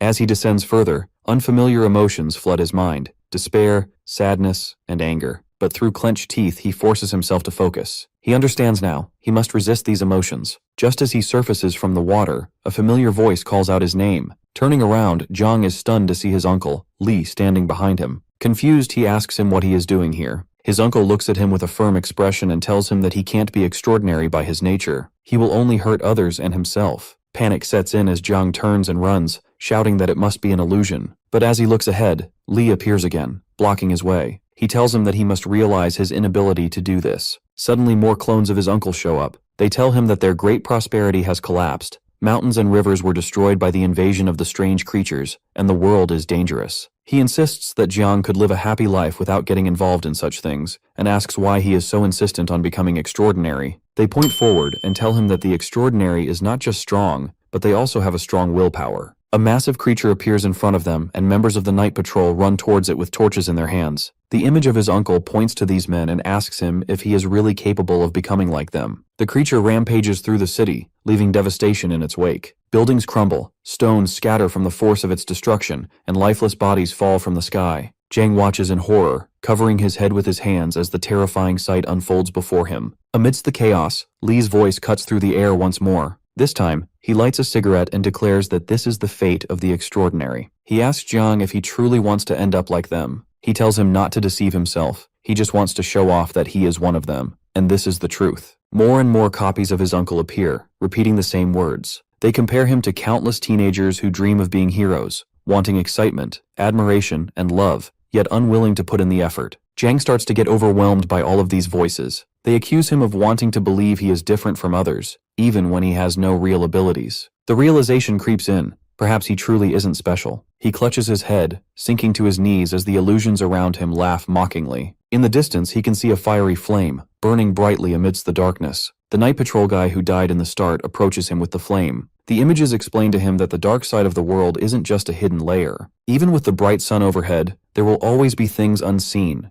This is the hidden world. Jang reaches out, but the guy vanishes, and his torch falls into the water. Once again, terrifying monsters appear in front of him. The voices tell him that the disaster isn't actually facing the dark side, but being extraordinary. The image of his uncle appears again and asks him if he is truly capable of being extraordinary. Hearing this, Jang looks up with a furious expression and clenches his teeth. In reality, he is inside a room, being observed by the night patrol officer, who stands with his arms crossed. The green-haired girl enters and asks about the situation. He smiles and tells her that he is not doing bad, but he has been spinning around all this time. She notes that this is normal, since not everyone can handle the pollution he inherited. The guy agrees, but points out that only people with strong determination can advance. As for Jiang, he still hasn't shown any signs of fatigue. The girl looks to the right and suddenly notices the stone turning red. This shocks the guy who doesn't understand how it is possible. Even though Jiang has not gotten close to the stone, it has already started glowing red. The guy stares at him in disbelief as he can't believe that he has already reached level 5 with that distance. The girl touches his shoulder and wonders if this could be a rank 6 situation. He frowns and tells her that he is not sure since only 15 people have been able to reach that level so far. Jiang steps forward, and the guy watches, unable to comprehend what's happening. As Jiang gets closer, the light seems to be fading. He quickly asks the girl to check his wristband for any errors. The girl assures him that the data is correct. The guy is still in disbelief since the closer Jiang moves to the stone, the stronger his willpower should be. However, with each step,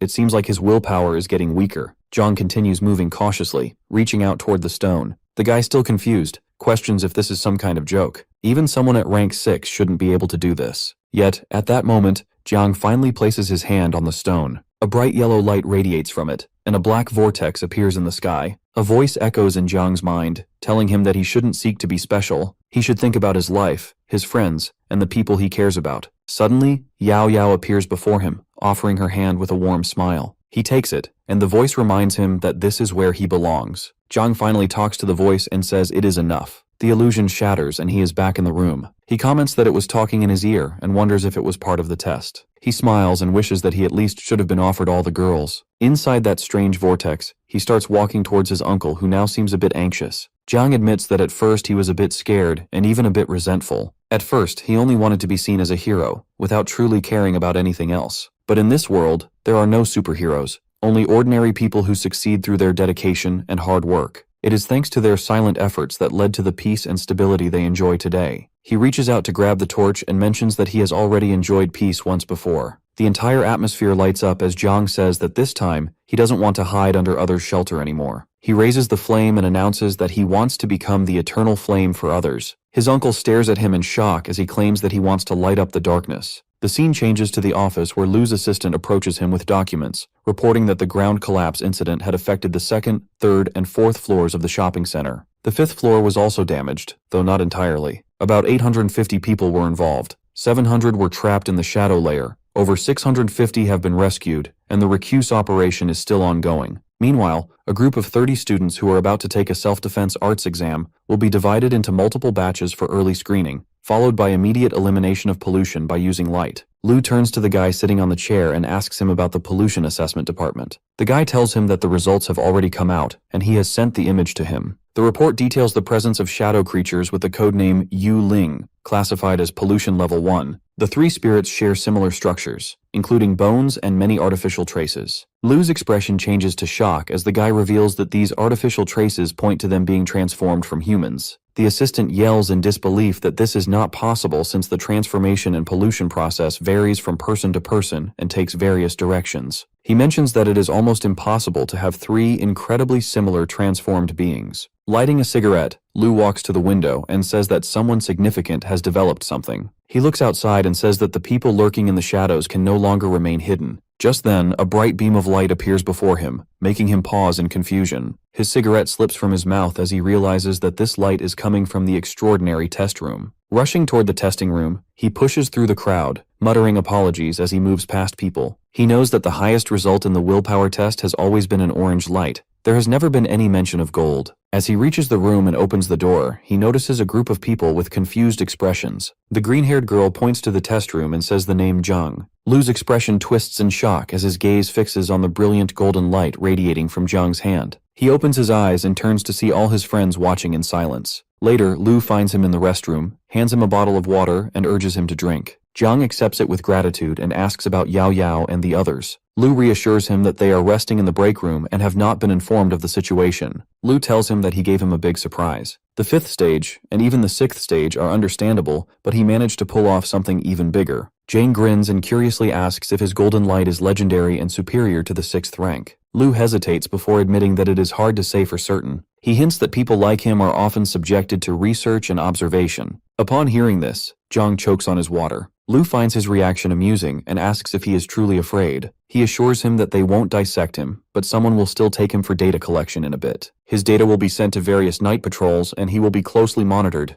Jiang, still unsettled, questions if the situation is truly that serious. Lu reassures him, patting him on the shoulder and promising to accompany him through a few necessary procedures. Our boy looks down with a smile as he thinks to himself that this is an opportunity for him to show off. In the next scene, he sits in front of a panel of 3 officers answering questions about his name and age. He introduces himself as Jiang and states that he is 18 years old. When asked about his hobbies, he simply replies that he spends his free time reading and playing sports. Outside the room, a crowd has gathered in the corridor, watching the live feed on a screen. Many doubt that an ordinary-looking boy could be responsible for the golden light. Some even speculate that the system has made an error, as golden light does not necessarily signify genius. Meanwhile, 3 serious-looking men in suits observe the interview in silence. When Yu is questioned about his experience during the willpower test, he tells them that he saw countless night patrol members holding torches and advancing. They were moving forward with determination and fighting against a giant creature. In his mind, Jiang thinks that this is all too boring since this is the script prepared by his uncle. He is the golden legend and he doesn't want to follow the procedure. Lu then asks what has gone through his mind when he saw the others. He lowers his gaze and admits that he felt a sensation of transcendence. He sensed the weight of responsibility pressing on his shoulders, but just as he is about to continue, he stops speaking. Lu urges him to go on. Instead of responding directly, Jiang unexpectedly asks about the map hanging in Lu's office. His question takes his uncle by surprise, but he confirms it. At that moment, Jiang suddenly springs up from his seat, kicks the table, and exclaims that only 5 out of 10 places remain. He insists that their situation is far more complicated than it seems, and that he needs to uncover the truth. Lu watches in bewilderment, unsure of what he is trying to achieve. Jiang then begins gesturing wildly, praying for the youth of Dazhou to break free from the chill. He recalls struggling to ignite a torch, only to fail and become the sole source of light himself. As he speaks, his body once again radiates a brilliant golden glow, causing Lu to hide his face in embarrassment. Lu turns to the panel and apologizes for Jiang's unpredictable behavior. He notices that they are both moved by the scene. They even have tears in their eyes. One of them admits that they had not expected his story to be so emotional. The green-haired girl, wiping away her tears, expresses hope that he will have a bright future in the night patrol. Lu stares in disbelief at what he is witnessing. Someone watching through the camera comments that it isn't surprising. The young man has created the golden light. They speculate that it could be an insight and acknowledge his impressive talent. They think that even all of them combined can't match him. A man at the computer shows satisfaction at the results. Jiang is done with showing off and asks them if they can just let him go home since he still has to go to the club for a massage. They tell him that he is allowed to go home and wait for the notification. Jiang asks in confusion what they mean by the notification. His uncle stands up and clarifies that they are talking about the notification regarding the special training camp. The scene briefly shifts to his shadow form sitting on top of a building with a worried expression. As they step out of the building, Lu reminds him that he had warned him not to draw attention to himself. Now everyone on night patrol knows about him. Jiang, scratching his head, apologizes for the trouble. Lu, still grinning, admits he isn't sure how to handle the situation with Li since he doesn't want him to become extraordinary. He then assures him that it will be fine and reminds him to come back to the special training camp on March 25th. When Jiang asks him about the camp, Lu explains that it consists of several months of specialized training, followed by a martial arts exam. He takes a phone call and tells him not to speak of anything that happened, not even with his girlfriend. With that, Lu leaves and reminds him once again to come back for training. Sitting alone on the rooftop in his shadow form, Jiang opens up the system window. The display informs him that he has only 20 days left to live. Realizing that the exam starts in 2 months and will probably last for several months, he knows that his lifespan is not enough. His best option is to hunt as much as possible to extend his lifespan. As he walks through the street, he suddenly grows cautious. A creature with 27% blood characteristics appears in front of him. It glows faintly green and moves at an incredible speed in an unknown direction. Seizing the opportunity, he quickly dashes after it, blending into the shadows. The creature, sensing his presence, trembles with fear. Moments later, he marks it, causing its mouth to open wide and glow even brighter. Without hesitation, he lunges forward and strikes, unleashing his technique. His magical energy tears into the creature. The system window updates, revealing that the monster is severely wounded and struggling to escape, but it has no chance. Its life ends, and the system registers the successful hunt. His remaining lifespan increases to 22 days, his combat skills improve, and he gains additional shadow points. He exhales in relief as he realizes that he got lucky. Even though he doesn't like scavenging, he thinks that he would have been a fool to not take this one. Suddenly, a voice calls out from behind. Turning cautiously, he sees a man standing in the shadows. The man, wearing a red helmet, demands to know where his creature is. Uneasy, Zhang tries to formulate a response as he is absorbing the shadow points from the creature. The man then pulls out a club and steps forward aggressively, accusing him of being a thief. Confused, Zhang asks what he means. The man, however, insists that he has stolen something from him. Zhang flinches as the man approaches him, but for some reason, he stops. A realization dawns on him. Removing his helmet, he carefully examines his face. The man suddenly bursts into excitement as he realizes that this is the famous internet sensation, Yu. He tells him that he is his biggest fan and has watched all of his videos. Before Jiang can even say anything, he takes out his cell phone and forces him to take a selfie. He also offers to split the creature from earlier as 70 and 30. Jiang asks him what a scavenger means and what he was talking about earlier. He looks back at him in shock and suddenly starts recording a video saying that the famous internet sensation Yu is bullying a poor scavenger and stealing his prey. Jiang shouts at him to stop and asks him to explain. He pulls the guy back forcefully and orders him to explain everything.